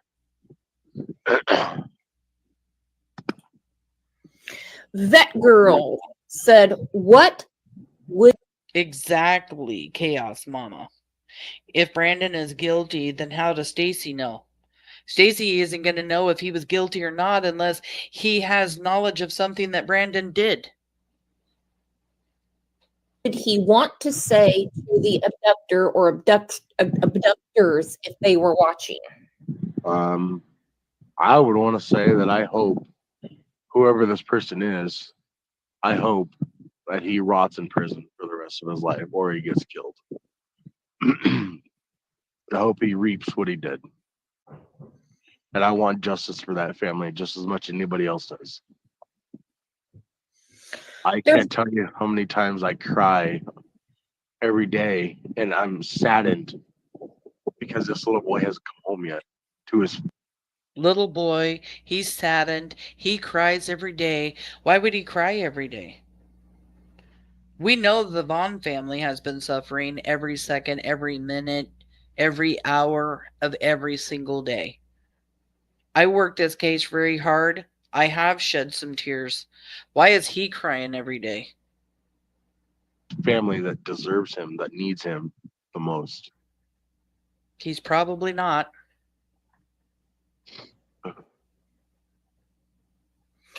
Now, there's a lot of talk about the splash pad. Have you ever been to that splash pad? Yeah, so on the way out of my taxi ride, I pulled into the splash pad in the Lexus. I had gotten a phone call from Sarah when I left the house. She had asked me, she always calls me whenever I leave. She was very she was very insecure about herself, so she always wanted to make sure I wasn't out trying to cheat on her or whatever. Because apparently that's what she thinks that I did to her. I'd stopped at the splash pad because I chewed tobacco. I still chew. And I had stopped at the splash pad because my can of chew had fallen on the passenger side of the seat. And I I couldn't pull off to the side of the road because there was no room to really park. It was right before the stop sign. And you aren't supposed to park by the stop sign or anywhere near it because you're not supposed to by law.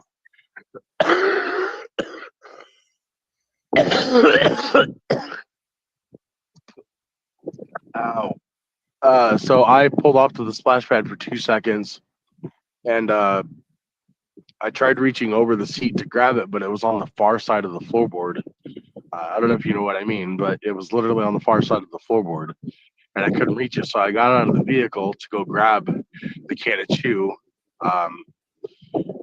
And I grabbed it and then I went back in the car and drove off. That was literally all that had happened that night.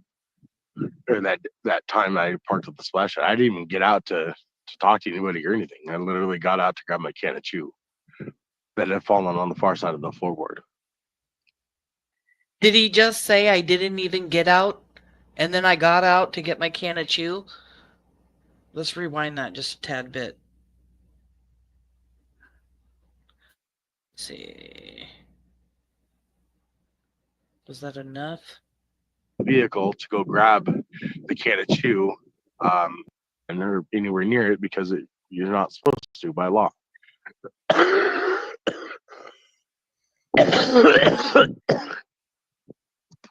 Bless you, babe. Ow.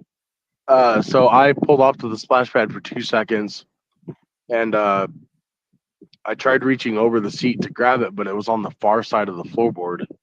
I don't know if you know what I mean, but it was literally on the far side of the floorboard and I couldn't reach it. So I got out of the vehicle to go grab the can of chew. And I grabbed it and then I went back in the car and drove off. That was literally all that had happened that night. Or that time I parked at the splash pad. I didn't even get out to talk to anybody or anything. I literally got out to grab my can of chew. Okay. That had fallen on the far side of the floorboard. He didn't get out of the vehicle to talk to anybody, but he did to get the chew. Okay. I had to put the closed caption on so we could hear. And I'm going to keep that on just so we have it for reference for exactly what he was saying. I should have had that on when we were looking at stuff the last couple of lives.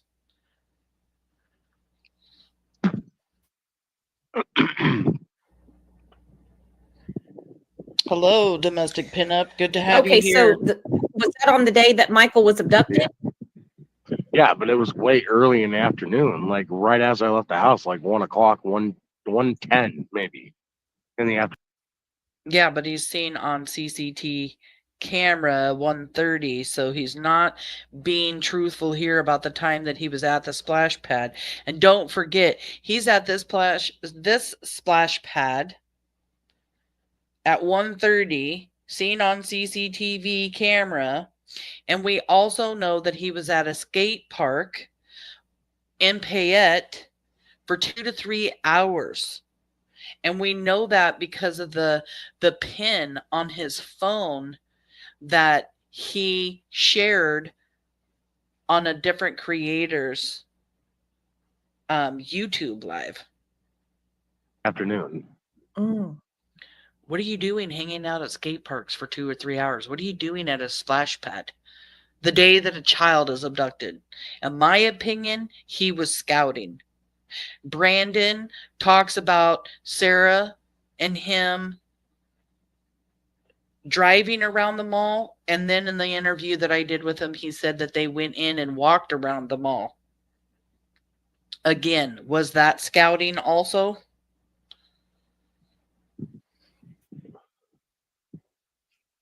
Hi, Hollywood. Good to have you.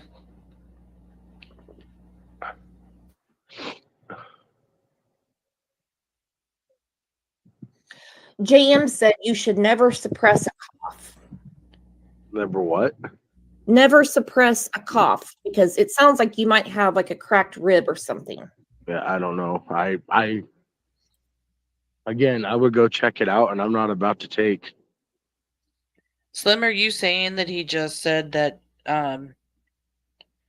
Brandon had to go to Boise?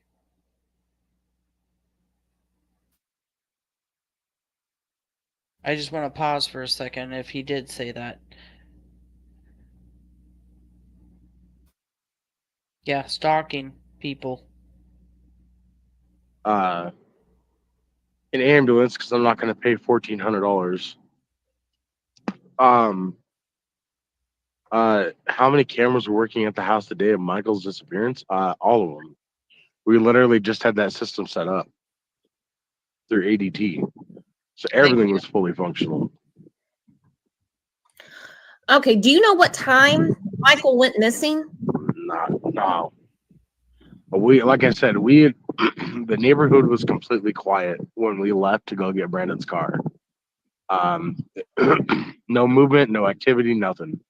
And we got back later on that night, like I said, between 9 and 10, and we literally noticed we pulled into the on Southwest 8th Street, and there was a shit ton of activity, people everywhere, cops everywhere, etc. So no, I don't. To answer your question, Jules, or whoever that is, I don't have any idea what time he disappeared.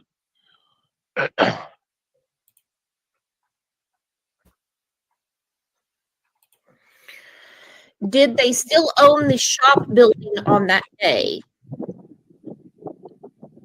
They already I already answered that, Lana. We owned a shop, yes, but that was a shop that was shared by another owner. His name was Art Rojas, out of Ontario, Oregon, and that's where he owned the oil change company called Wandra's Lube. But as far as the mechanic shop or mechanic company, the only shop that we had was at our house. We did all the work from our house. I also did mechanic, or I did a question. What did he say? Hopes he goes to prison. Yeah, it's only like a 10-minute drive from Fruitland to Ontario, and then it's close to an hour to get from Ontario to the Boise airport. Then he says, remember that in the first interview, he says after leaving and dropping off his taxi there at Boise airport, he goes from there to Labor Dave's house and hangs out a few hours and then goes home. In recent interviews and even up on my panel, he skips the Labor Day thing completely. And then we see him at the Payette skate park for 2 to 3 hours. So if he even did a taxi run, he would have gone from Boise directly to that Payette skate park, which is also, just to let people know, kitty corner from Brandy's work at Albertsons then in 2021.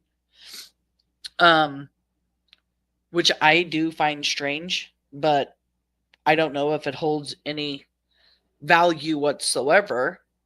But it's kitty corner from that Albertsons.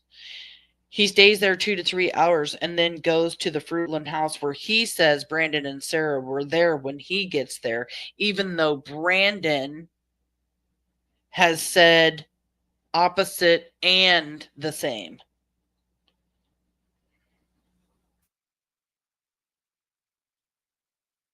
I do not believe that Brandon went to Boise that day. Him and Sarah went to drop off Adrian and Nampa, drove around the mall, went in the mall, went on a drive, and then went to Brandon's mom's house in Kuna, and then went back to Fruitland. That's Brandon's story. Reason for Michael's disappearance. Oh, why did he say he? Oh no, I was hypothetically speaking. Like I was trying to say, like, I hope they or he or whoever it is. I should have clarified that, but I hope whoever it is suffers a very, very long, hard. Yes, and he picked up a prescription from the Albertsons pharmacy. Thank you for that reminder, Slim. Hey, for what happened. Which I'm sure law enforcement was able to look and check to find out when that all went down, and were able to come up with some time frames and stuff, trying to piece together Stacey's timeline of events that day. Sorry, I could have specified that more, but there's no singularity there. It was a he or a she. All right, I'm trying to get through these questions. I apologize because I know it's cold outside. It's freezing. Oh, Jordan wants to know what happened at the motel last night. So, just you want the summed up version, or should I just go through the whole thing? Go for it. Go for it. Your hard nipples, not mine. No. So last night, so I work at the Budget Inn, and the motel that I was staying at, and basically a little later than expected, I went to work in the afternoon. She basically told me I need to come after an hour stay, because part of the barter agreement was that if I didn't pay with it, had somebody pay. Anyway, so I ended up taking. The owner of the hotel would scream at me on a consistent. So, messy room and. So, long story short, Stacey was working a hotel job. One of the people there at that place and the owner decided to make him leave the hotel. The hotel room was nasty and gross and disgusting. Stacey stunk. They didn't want to keep smelling him while he worked there. So he basically got kicked out of this hotel. The hotel is also where he was staying at the time, and that's why he ends up in the shelter.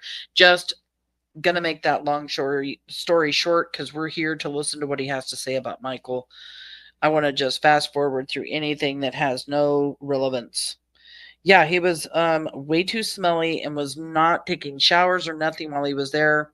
And the lady, I don't think, really liked him anyway, so they made him leave. And mildewed clothes, which Correct. was their water. Hey, man. Well, I mean, as far as what time Michael was abducted, wasn't it on the flyer? Because not Stacey. I'm so sorry. Too many S names. And let's just talk about that time that Michael was abducted. Fruitland police have put out Michael was abducted between the time approximately 6:40 p.m. and 7:10 p.m. CCTV has that Sierra, that maroon truck, leaving the neighborhood. Remember, 8th Street goes out to a busy like highway, freeway or something right there. And there are cameras at the end of 8th and that road. So they were able to see at 7:08 p.m. that maroon truck leaving the neighborhood, to where Brandon says they went to a gas station to get gas and then drove to Kuna. And then Stacey says they didn't get gas and they drove straight to Kuna. But 7:08, they're leaving that neighborhood. 7:08. Sarah, Yeah, Sarah had it on your refrigerator. I don't think there was a time frame on it. No, I don't remember exactly, but I know that I'm pretty positive there was not a timestamp on that. It says I think it says something about nighttime, but there's not a exact time frame on it. Okay, we have a question from our girl Mermaid with the gorgeous hair and gorgeous lips. Yeah, why did you? And if we want to do a little bit of a timeline, we can, according to what Stacey says, but we would have to leave out Labor Dave because that is part of his story. Or you can do 2 timelines. You leave the house, you're seen on CCTV at 1:30 in the neighborhood at the splash pad. Okay, so there's 1:30. You drive 10 to 15 minutes to Ontario. That's 1:45, 1:50, say, because he's seen it CCTV at 1:30. So we're going to give him 5 minutes to get out of that neighborhood onto the main road. So about 1:45, 1:50, he's in Ontario picking up his taxi. Then you have an hour time to Boise. That's 2:50. We know he's there. And then he drives from Boise to Payette, which I believe is close to 30 minutes. Don't quote me on that, but it's like 20 to 30 minutes. So you have him a little bit after 3. And then he's at the park for a couple of hours. And he says that he gets back home by 4. That's impossible. He puts himself home anywhere from 4 to 4:45 because his times change. He says 4, 4:15, 4:30, 4:45. So that time does not fit. And there's no time to go to Labor Dave's. I think Labor Dave's was just a fill-in. I don't believe that even happened. I personally believe, we know that the picture of Adrian was taken at Applebee's at what? Was it 4:37? Was it 4:37? 4:27? Anyway, it was somewhere after 4 o'clock that picture's taken, and then they leave and go straight home.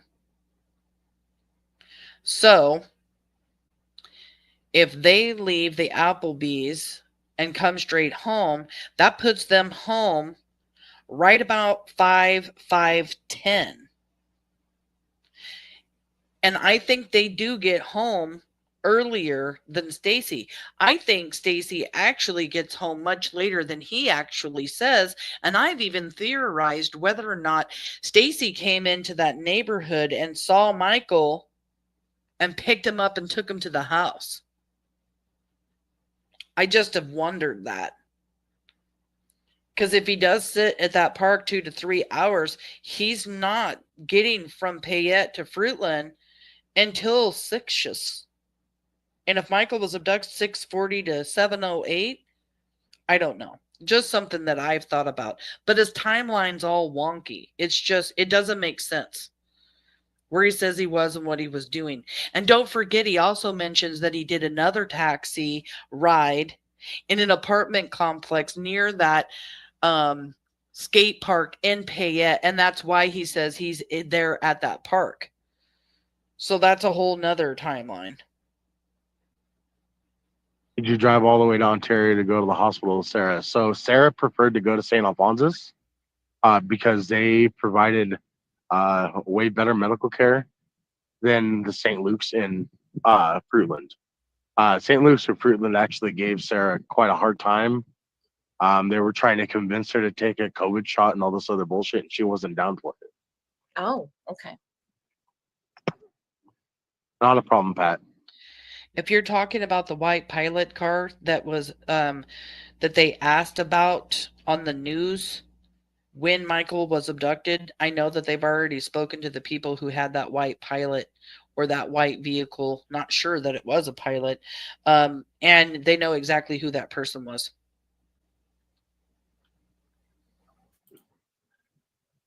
Sucks because we You're can't welcome. even ask Labor Okay, Day. Gen C, not C. Oh my gosh, is that your daughter? Your hair is gorgeous, Jen. Okay. Fast forwarding. To go help with the tow. So yes, I did have time to go help with the tow because I was back in a fashion. I left about 1 o'clock, like I said. I got back between Timeline, he took client at 1 o'clock to Boise, hung out a few hours. Okay, Gen C, not C. Oh my gosh, is that your daughter? Oh, come on. Your hair is gorgeous, Jen. She said, verify the timeline. He took client at 1 o'clock to Boise, hung out a few hours. Yeah. Did law enforcement verify with the client? How did you have time to help with the tow? I left about 1 o'clock, like I said. I got back between 3:30 and 4 o'clock. We then left the house about 5:30 or 6 p.m. to go help with the tow. So yes, I did have time to go help with the tow because I was back in a fashionable. I need to rewind this just a little bit. Okay. Timeline, he took client at 1 o'clock to Boise, hung out a few hours. Yeah. Did law enforcement verify with the client? How did you have time to help with the tow? I left about 1 o'clock, like I said. He didn't leave at 1 o'clock because he's seen on CCTV camera at the splash pad at 1:30. So he couldn't have left the house until after 1. It doesn't take 30 minutes to drive to the splash pad. I said I got back between 3:30 and 4 o'clock. He got back between 3:30. He kind of fumbles his words a little bit there. 4 o'clock. That's not even possible. We just talked about that. You're seeing at 1:30 on CCTV. You got to go to Ontario. You got to go to Boise. And you're in Payette for 2 or 3 hours. There's no way he made it home by 3:30, 4 o'clock. No way. And that would also put him home sooner than Sarah and Brandon. And he said they were home when he got home. So I call BS here for sure. This timeline's completely off. We then left the house about 5:30 or 6 p.m. Now he's saying 5:30, 6 o'clock with the time that they left the house. In the prior interview that we have watched, we've heard him say 5:15, 5:30, 5:45, 6 o'clock, 6 o'clock hour, and 6:15. His change of time when he leaves the neighborhood. And now you guys are going to see him really fumble. Yesterday, when it was the first interview that he had done with Brooks, and the first time he was questioned about the tow from Kuna to Fruitland, he was asked if they stopped anywhere. We talked about this yesterday. Look how nervous he looks again talking about this tow. He starts talking about it, fumbling his words. I really think something's up with this tow strap breaking. What were they doing on the side of the road there? What? Yeah. To go help with the tow. So yes, I did have time to go help with the tow because I was back in a fashionable amount of time to go help. Like, I wasn't going to stay in Boise all day. You know, I went and hung out with Labor Dave and or Dave Fears and came home. He doesn't talk about going to the pharmacy. He doesn't talk about the second taxi ride that he says he had there in Payette. He doesn't talk about stopping at the skate park. I mean, none of it makes sense. It's just all lies.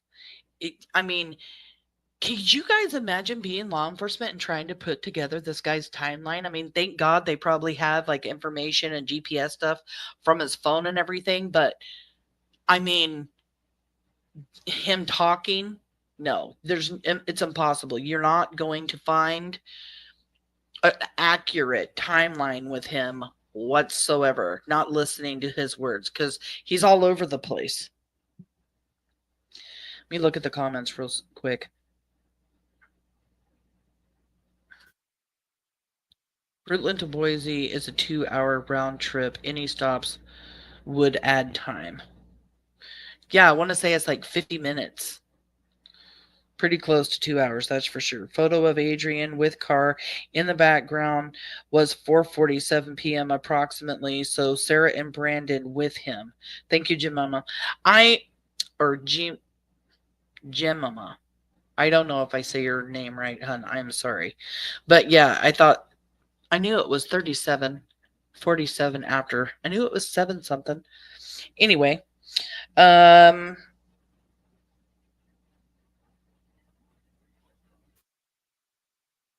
I do know where they were pulled off. I have the exact location. It was off of like Eagle.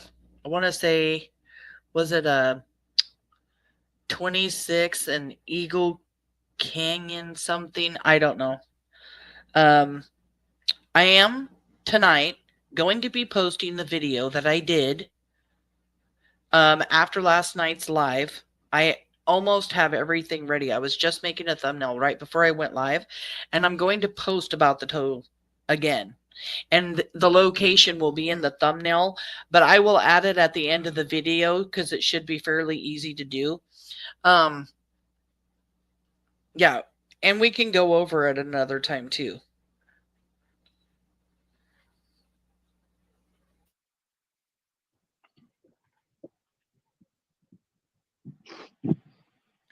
Sylvia said, who was that on the sidewalk at the splash pad?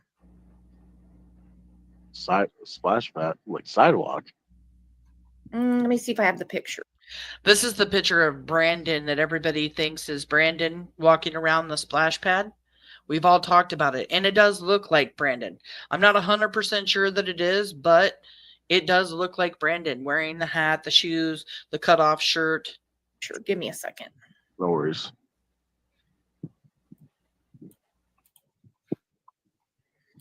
I don't think this is a splash pad, but anyway. That's not the splash pad. That's outside our house. That's by the house that we were living at. And that's, I recognize that person. That's just a random, he walks the neighborhood all the time.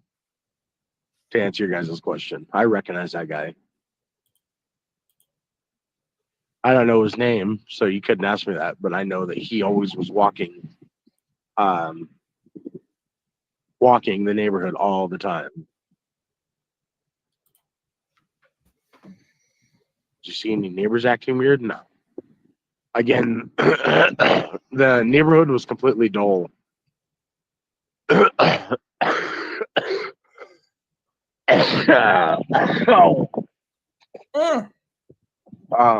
The neighborhood was completely dull, Pat. There's not even a Yes, Jemima, that is exactly right. Brandon used to draw tattoos with pins on his arms and legs. And in that picture, when they say that they see tattoos, I don't know that I see tattoos. What I see is that this camera that picks Brandon up, there's like the camera pixels or whatever.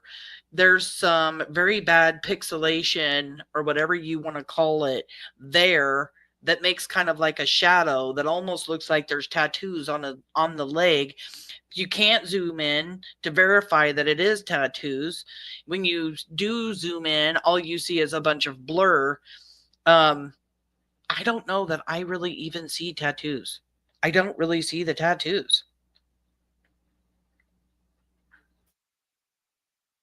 on the right side calf. Maybe she'll show let's see.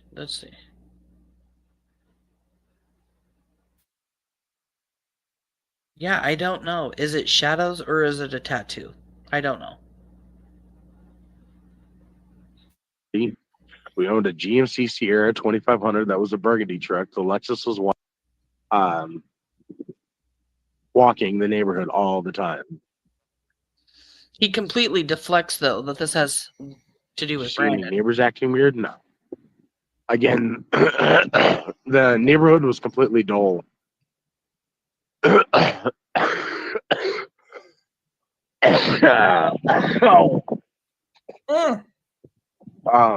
neighborhood was completely dull, Pat.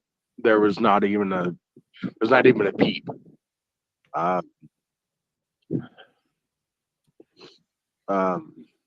Yeah, there was nothing going on. No activity. Like I said, all the activity started when we got back. There was no Honda Pilot. We never owned a Pilot. We owned a Lexus ES330. We owned a GMC Sierra 2500 that was a burgundy truck. The Lexus was white, and we owned Sarah's car. There was no Honda Pilot around our neighborhood or anywhere close to us. Okay. But I mean, Well, I mean, if he knew it was Brandon out there walking and he knew Brandon may have been out there walking, you know, looking for a child or something like that, he wouldn't want to admit that it was Brandon, right? That's how I'm I sure feel. you've heard the time Michael was abducted on social media or on the news. I don't. I was told a couple different things. Hey, AC. I don't know any of them accuracy, and they weren't from law enforcement that I was told. So I'm not going to speak on that because I don't know for sure. Again, it was all secondhand information.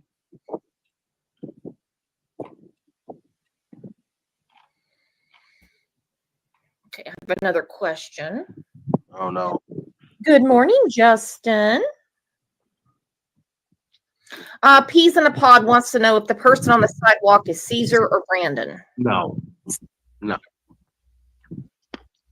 Okay, Crystal said it was all over the news, but you didn't have a TV, right? No. Nope. What do you look at on your phone? That's the only thing I did with social media with him. Yeah, exactly. That one. Yep. That was on my profile picture. Where did you get the picture? Yeah, August 1st, 2021, just a few days after Michael comes up missing, he changes his profile picture to Michael. It was all over media. I just copy and pasted it. Oh, I got you. Okay. Yeah. All right, let's talk about Oakley. Was Oakley friendly with Brandon? All the time. What does that have to do with anything? Who cares about Oakley? Sorry, I'm a dog lover. I love pets, but irrelevant. I'm not going over irrelevant things. Holes in another place. Did she ever get out of the fence or dig out of the fence? Not at all. She stayed in the backyard. She wasn't an escape. Well, my cat's not easy to love, but you would love my cat. 4 o'clock. Okay. I don't know how long Sarah was gone. 4 o'clock. Okay. I don't know. I'm getting confused about the timeline, and I'm sorry I keep asking the same questions. I'm a little slow today because, we had this huge snowstorm. Anyhow, how long were y'all gone before going to tow the car? Like I said, I was gone from like 1 to 3:30 or 4 o'clock. Okay. No way. Okay, this right here we know is a bold-faced lie if you're to listen to everything else. If he says that Adrian, Sarah, and Brandon were home when he got home, and that picture at Applebee's wasn't taken until 4:47, and they didn't arrive home until after 5 o'clock, how could he get home at 4? And there's no way he could get home at 4 if he is in Boise at the airport at 2:50, is going to go to Labor Day, spend 2 hours at Payette, in Payette at that skate park, do another taxi ride, do a pharmacy. There's just no way he was home at 4 o'clock if he did any of those things. All we do know is that his phone pinged and showed him at that Payette park, and he was there for 2 to 3 hours. We know that. I don't know what else has been verified in his story besides the splash pad at 1:30 on CCTV camera and the pin on his phone being at that Payette park. I don't know how long Sarah was gone. She was home when I got home. And if you think about it, they probably know exactly when Stacey came into the neighborhood when he got home, too. Why? Because they would have picked him up on CCTV camera coming into the neighborhood. Home. So did he just say that they were gone when he got there? So there's a let's see. Like I said, I was gone from like 1 to 3:30 or 4 o'clock. Okay. I don't know how long Sarah was gone. She was home when I got home. So okay, Sarah was home when he got home, he says.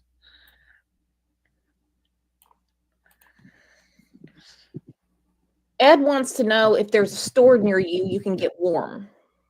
not publicly, no. I'm at least a quarter mile, half a mile away from anything. And it's too fucking cold to walk. I'm like shivering right now. Like I'm frozen. I really need to go to the hospital, but I can't even afford to pay for it. Southwest 8th Street. Sarah was with us, Batgirl. I didn't have to speak with her on the phone. She was literally in the truck with me. She was the one driving.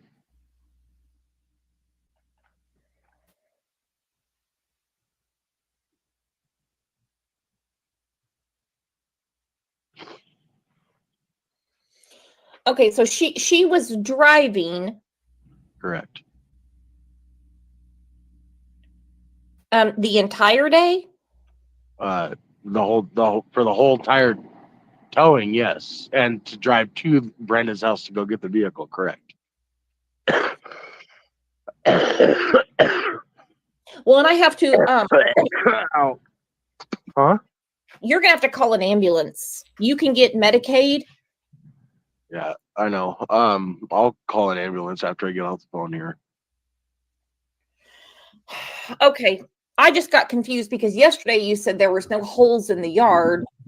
And No, I told you yesterday that Oakley dug. I said that. I said Oakley was a digger, but she didn't dig anything up. Like, yes, he did say that he was home working on the car and undoing the tow and everything else while Sarah and Brandon were gone, and he couldn't join the search in the neighborhood. like anything that would resemble anything that had to do with Michael or a body. were you part of any Facebook groups All the time. Yeah, absolutely. for Michael Vaughn? No, I think I supported him, and I think one group that was publicized, but I don't remember what that group was called. But Well, yes, I I know was in support of it. I was in one Finding Michael, I think that was it. I think that was it. Okay, so you were a part of that group. Yeah, correct. Yeah, I tried to show all my love and support. Milk Beverly, gotcha. What do you mean? Beverly, this video was done like a year ago. We're just going over it again. He's actually in jail, so they're taking care of his food and medical right now. Oh, at the store? Is that what she's referring to? Because Brandon said that They stopped and got milk. No, there was no milk brought home that night. We had milk in the fridge. We had like two, I think. Why would you deflect from the fact that somebody said that they went and got milk unless you're trying? I don't know. That just really bothers me. I mean, they're asking the milk question. I get it. They're trying to see who's lying, who's not. If Sarah and Brandon went and got milk and brought it back, why would he deflect from that so much? Why not just say, I don't know or whatever? But instead, he just goes on and on and on and on about, we had milk at the house. No, they didn't. And he wants to keep talking about the milk. The milk bothers him. And if they went and got milk, why did they get milk? A lot of people speculate and wonder if it had something to do with Michael, if they went and got milk for Michael that night, and if that's the reason why he deflects from this milk so much. I think like 1 or 2 gallons in there. We always kept milk in the fridge because that's my most favorite thing to drink, even to this day. I'll go through a gallon of milk in like 20 or 25 minutes. In the interview that we watched yesterday, he had a gallon of milk in his hand, chugging it while he was doing that live. Yeah, a lot of people are confused about the flyer. Wasn't his time of abduction on the flyer? I don't think so. Okay. And if it was, I don't remember correctly. I'm sorry. I'm not trying to avoid questions. I don't have an answer to that. I do not remember. I do not believe it was on there. I believe it said that he disappeared at the night sometime. He never said anything to me directly. Him and Sarah and Adrian all kept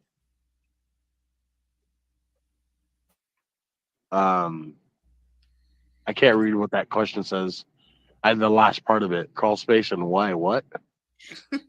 Good point, sir. Suspicious. If you could drink a whole gallon of milk in 20 to 25 minutes and you have 2 gallons of milk in your fridge, then why wouldn't you need more milk? Sarah says, then how do you have plenty of milk and don't need it if you drink that much? 2 gallons? Nah. It's been bad enough. He says he drinks a whole gallon by himself. But 2 gallons, he's full of it. That's what Renee says. If he chugs milk 20, 25 minutes in, why is he bent about them buying extra? Exactly. He is completely deflecting. He doesn't want anybody to think or know for 1 second that they went to the gas station and got milk. So why? Chris Madonna always says, and I love Chris Madonna. Love Chris Madonna. I'm always watching his show. I learned so much from him. Chris Madonna says, why? Look into the answer of why. If you can find the answers in the why. So here, why does he want to deflect away from this gallon of milk? There's an answer there, and if you can figure out what that why is, it's probably something that's going to point to his guilt. Why does he want to deflect from the milk? Did anyone ask why Brandon was so detailed about the crawl space and why he even knew about it? We let Brandon use our bathroom on more than one account. I you know, it was just something that he liked to use our shower and bathroom, I guess. I don't know. We had a nice bathroom set up. But the crawl space, his details don't even match up about it. Like I was saying yesterday, he was saying that the crawl space was you walk in the bedroom, take a right. It's incorrect. The crawl space was in the bathroom, so you had to go in the bedroom, take a left, walk through the bathroom door, shut the door, take a right, and there's a walk-in closet. And in the far back left corner of the walk-in closet, there's the crawl space that you have to lift up the latch to lift up the piece of carpet that's attached. And you have to drop the ladder down. You hear that? And the only thing that was in the crawl space was the empty firearm box. Sorry, I'm going to pause for a second. Did you hear and see all that thunder and lightning earlier from work? Driving in it? I sat here and watched it. It was crazy. It was like rumbling the house and stuff. It was nuts. That was a Savage box. Huh? How do you get in the mission? Just go through this door. Yeah. Hidden Plain Truth said, what would you look for on Craigslist? I always looked for gigs, looked for extra jobs to do. I also looked for ride shares for people to offer to help people out with rides.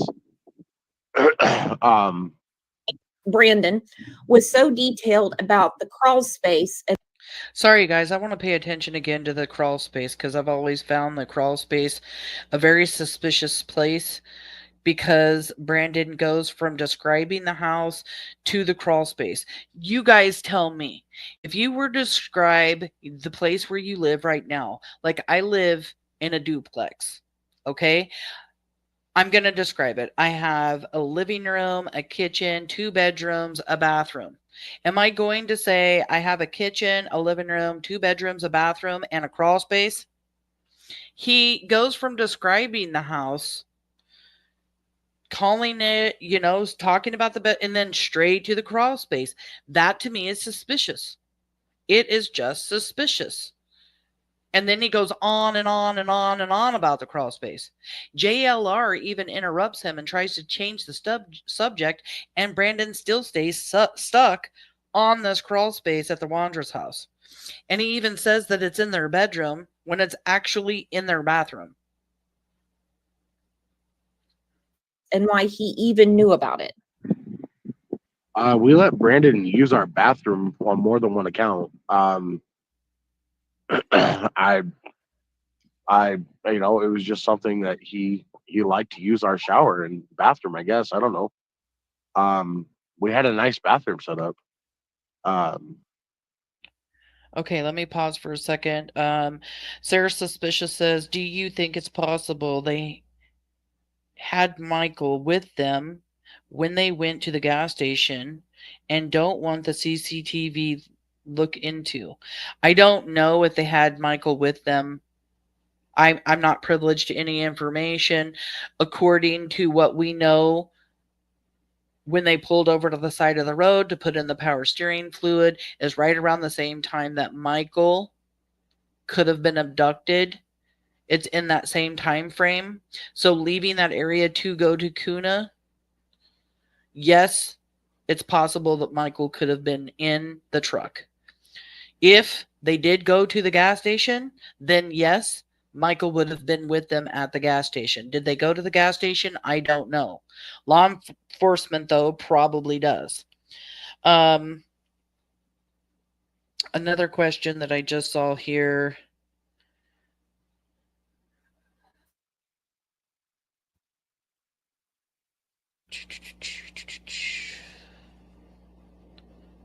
Let me see. There was another question.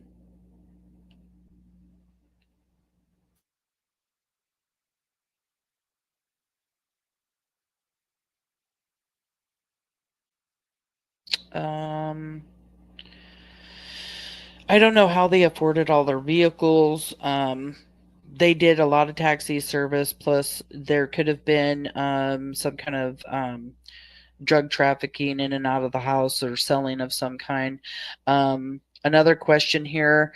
Slim says, what did Chris Madonna say about the crawl space location? He actually did talk about the crawl space. He talked about it with Stacey.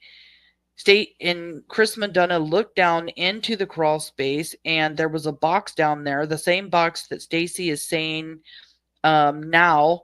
I believe it held their GUN down underneath the house. It was just like some kind of like lockbox. And I just know Chris Madonna talked about it, but I don't think he went into any kind of details or no, he did actually, Slim. He said something like, do you think that they could have put Michael down here? During that confession footage video, he did. He asked if they could have put Michael down there. And Chris Madonna usually doesn't ask questions like that. I mean, there had to have been a reason why Chris Madonna asked that question. Hey, babe, could you come close these blinds, please? Okay.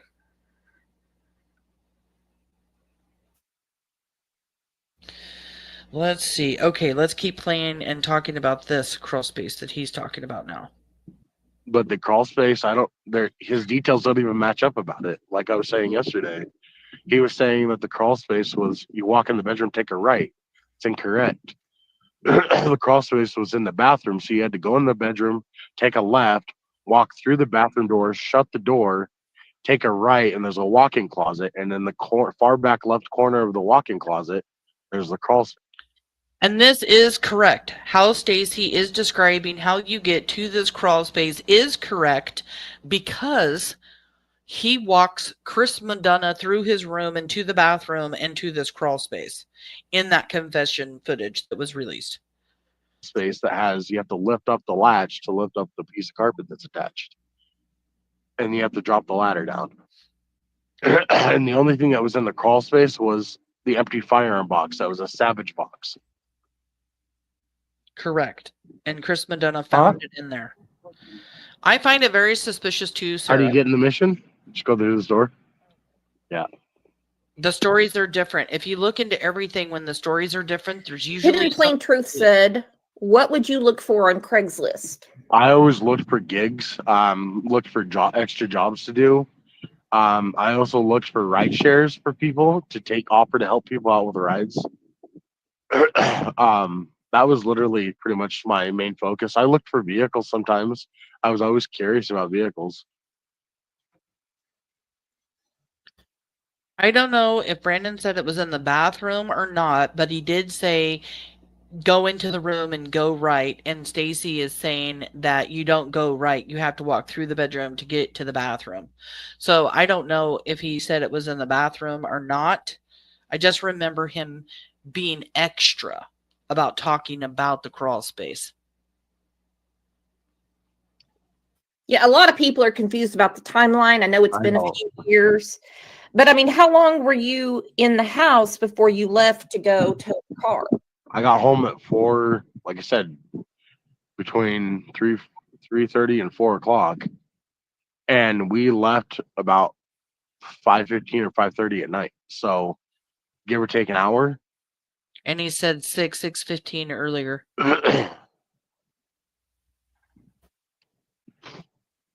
Me too. I'll have to look at JLRs again too.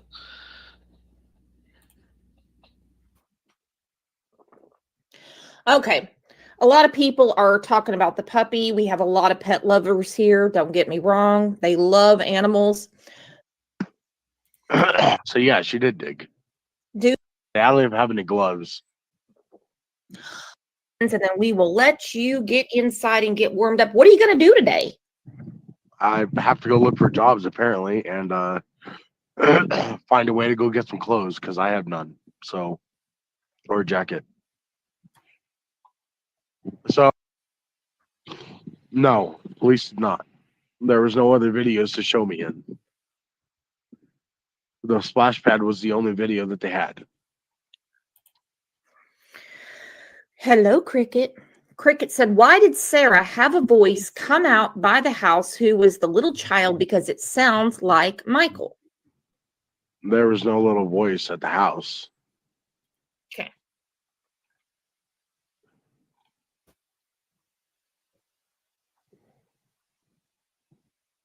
Pad or Yeah, leave? it was recorded. Everything. They recorded the whole thing.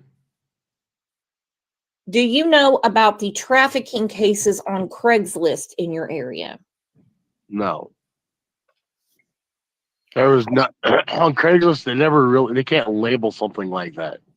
I've heard cases about people being trafficked off Craigslist, but that was not even my reason for searching on Craigslist. Like I said, I was literally on there specifically to look for jobs, to look for gigs, to look for ride shares for people. That was literally my intent. Sometimes look for vehicles. What does he call a gig for gigs? Because then he says ride share. For jobs, for gigs, for ride share. So if you're doing a ride share, if you're doing a taxi service or whatever, that's one thing. What's gigs? I don't understand that.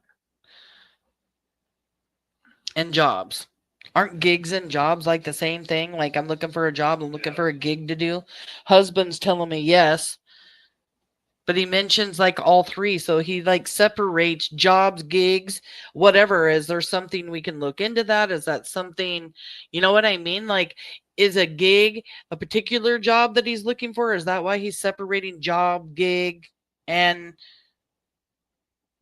um shared rides? I don't know. Just a thought though. TH wants to know what happened to your house. Who's in it now? Her parents are have cleaned it all out and are going to re-rent it out. Good. I think they had an ad in Craigslist for their taxi service, their ride shares and stuff. Yeah, see traffic on Craigslist. I don't know that there were cases like that, and just like others, I really think they had something to do with trafficking, in my opinion. There are a lot of people that have speculated the same thing. Slim says Stacey had a puppy on Dolly's interview right after this.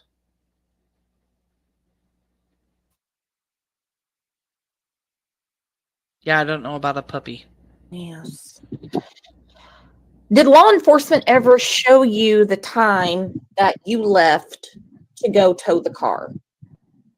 No, they didn't have any specific. They had pictures of the truck leaving the neighborhood, correct? And that was exactly at the time that I told you guys on here, between 5:30 and 6. Now it's between 5:30 and 6 when he left. He just said 6. Ow.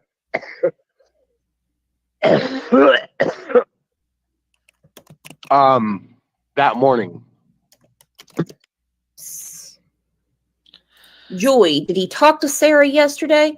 I don't know. I know she kept Okay. calling and calling and calling yesterday. I can't believe it, guys. We made it through an entire video. An entire video today. It has been taking us hours just to go through 30 minutes of one video. So that was an hour and a half video. We've been here 2 hours and 37 minutes. That's about what I wanted to do was about 2 to 2.5 hours. That's great. I'll be back 3:30 p.m. tomorrow. I appreciate everybody coming. Thank you guys so much. You guys are awesome. We did it, Connie. Yeah. I'm excited. Woohoo! I can't believe we got all through it. How disgusting that is, sit there and listen to that for that long though. So let's put up Michael's beautiful face, okay? Let's get away from the gagging. This is Michael Vaughn. Michael Vaughn was 5 years old when he was abducted from Fruitland, around the corner from his home in Fruitland, Idaho. We are looking for anybody that has a tip. We are looking for anybody that has any information about Michael's abduction or any of the 4 suspects. The 4 suspects named in Michael's abduction are Sarah Wondra, Stacey Wondra, Brandon Shurtleff, and Adrian Lucian. That was actually updated January 10th of 2025. They are still the 4 suspects. The district attorney has talked to the Vaughn family and said that they have brought up charges against all 4 suspects. They are, getting everything that they need ready. They're making sure that everything is done correctly before those indictments come out, but they are coming. 2 of these suspects, Sarah and Stacey, are in jail currently on unrelated charges. Brandon and Adrian, if you guys know anything about Michael's abduction, about Michael's murder, about where Michael is now, talk to law enforcement, make a deal with them, be the first one to come in and make that deal. Because everyone is looking at life in prison, the death penalty, Who knows what your sentence is going to be, but you will not be free. You are not going to be free. So if anybody watching the show has a tip that they feel like isn't very important, it really could be very important.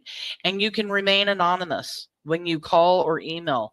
The tip line phone number for Fruitland Police Department is 208-642-6006, or you can email findmichael@fruitland.org.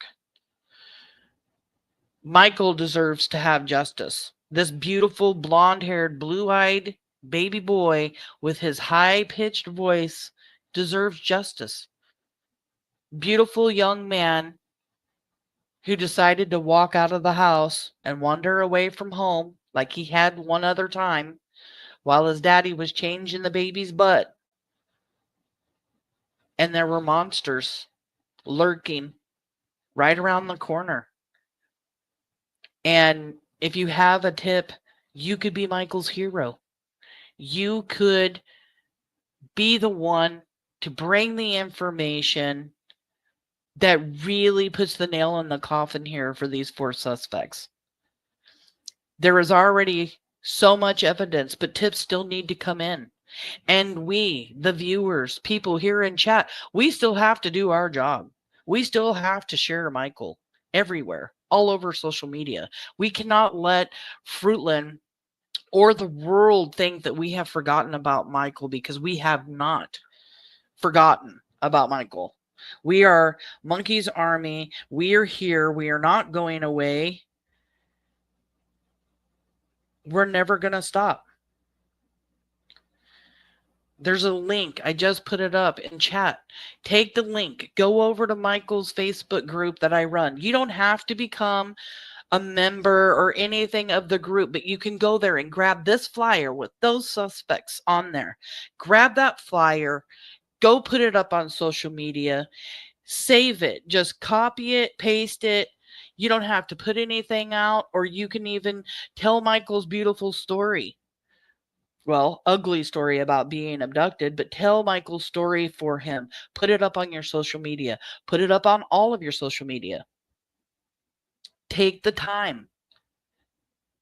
If you are a part of Monkey's Army, it only takes a few seconds to grab a flyer and post it. This boy's been missing. These are the suspects. But you don't have to say anything at all, because this flyer right here says it all. And we just need anybody to come forward with anything they know. Maybe one of the suspects talked to you. Maybe they talked to your friend and you just have a little bit of information. Please call the tip line at the Fruitland Police Department, 208-642-6006, or email findmichael@fruitland.org. Be Michael's hero. Be the Vaughn family hero.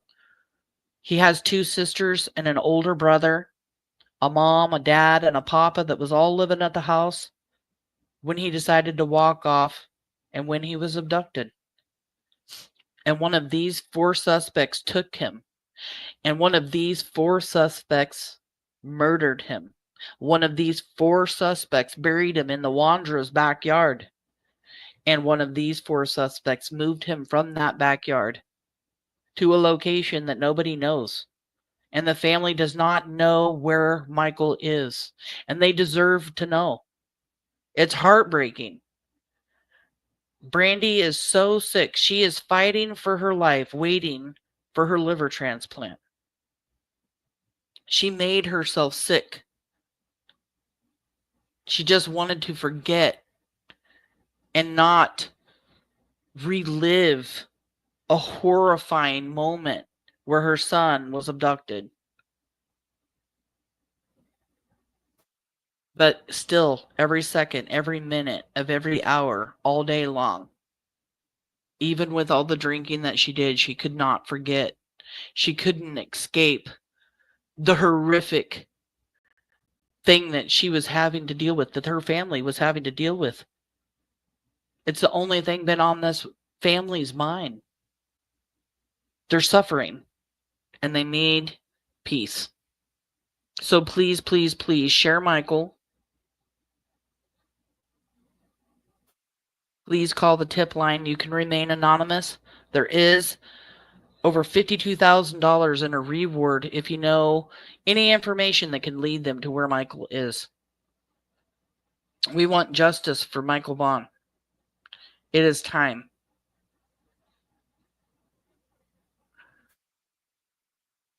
Michael's army will never, ever, ever stop.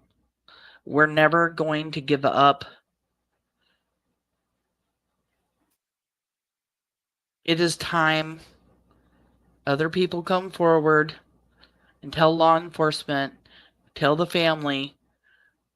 If you're scared, grab a friend. Walk into Fruitland Police Department with your friend. Go tell them what you know. It only would take a minute, and we probably would be able to get maybe some guilt or something that you're feeling off your chest.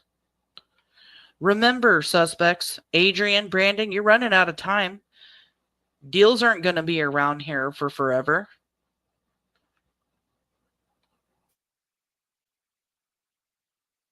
I'll be here tomorrow, 3:30, going through another video.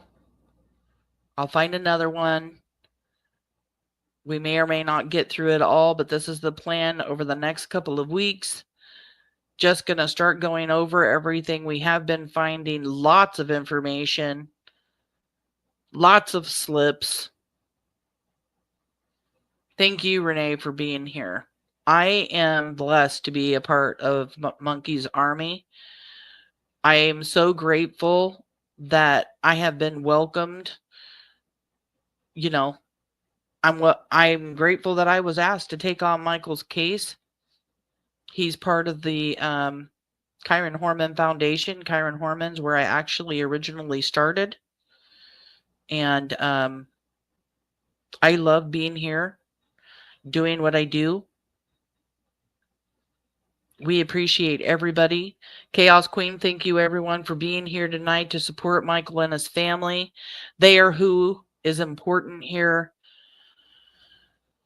Michael deserves justice. That's number one. This family, needs to know where Michael is. Yesterday, I read something that Brandy had wrote. I'm going to read it again today. Brandy has a message for Tina Mariel and Bonnie Locke. And a message for all of you. Last week, Brandy ended up in the hospital. If you guys didn't know it, she was having some issues. And this is her message that she wrote me. And she said to share. I am home. Just got off the phone with the doctors. I'll be in Salt Lake meeting the team and all the tests they need in April. Yay, I did it. The magic list. So she is on the list to get a liver. She goes on to say, we leave April 8th to Salt Lake City, Utah. 2 days of testing. Social workers, dietitians, counselors. Come home and wait for liver. Nothing else. Just try to stay stable as possible and not die like I almost did last week. I love you all very much. It's been an extremely hard journey, but definitely I'm in the arena for the prize. Life. So right now I'm doing all the appointments and traveling stuff. All the things. This is going to be the year, everyone. We will bring Michael home. We will get justice and get a second chance. Let today be a blessed day filled with hope, strength, and happiness. I can't thank you all enough for your love and support. I am truly blessed and will take today for a win. Let's go, Monkey's Army. We are fighting, never giving up. Michael, I pinky promise, Monkey. Sarah Wondra, Brandon Shirtliff, Stacey Wondra, Adrian Lucian. Let's go. Tell me where Michael is. You are not going to defeat this, Mama. Our family or Monkey's army that stands beside law enforcement. Miss Bonnie Locke, Tina Mariel, I hear that you have a wonderful, kind Christian, or I hear that you are a wonderful, kind Christian woman. I would like to have a conversation with you. Tell me about your family. I want to hear about Brandon growing up. I'd like to tell you about Michael's beautiful story. Michael has 3 siblings. Did you know that? I would like to tell you about my family. They are some very strong, loving people. Your grandson, Brandon Shirtliff, has my telephone number. I understand it may be difficult to talk to me, but I give you my word. I will be cordial and nice. Please consider speaking with me. I'm sure we will be meeting soon. Have a nice day. Hashtag Monkeys Army. Hashtag Michael Vaughn. Hashtag Monkey Strong. Hashtag We Will Never Give Up. Hashtag Monkeys Army. Hashtag Never Give Up. Hashtag Michael Vaughn. We will never give up. We are Monkey's Army, and we're just never going to stop. No one's getting rid of us. We stand behind Brandy and Tyler, Papa, Michael's siblings.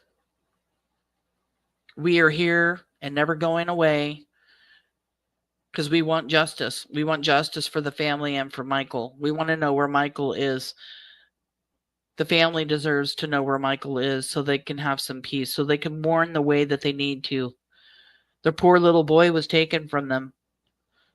It's heartbreaking and unimaginable. None of us would ever want to go through losing a child, especially in the way that they have lost their child. Brandy is so strong. She is such a fighter. She's going to be getting a liver.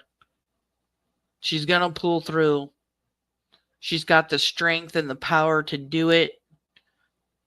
She's just going to keep resting and, doing what she needs to do to survive right now.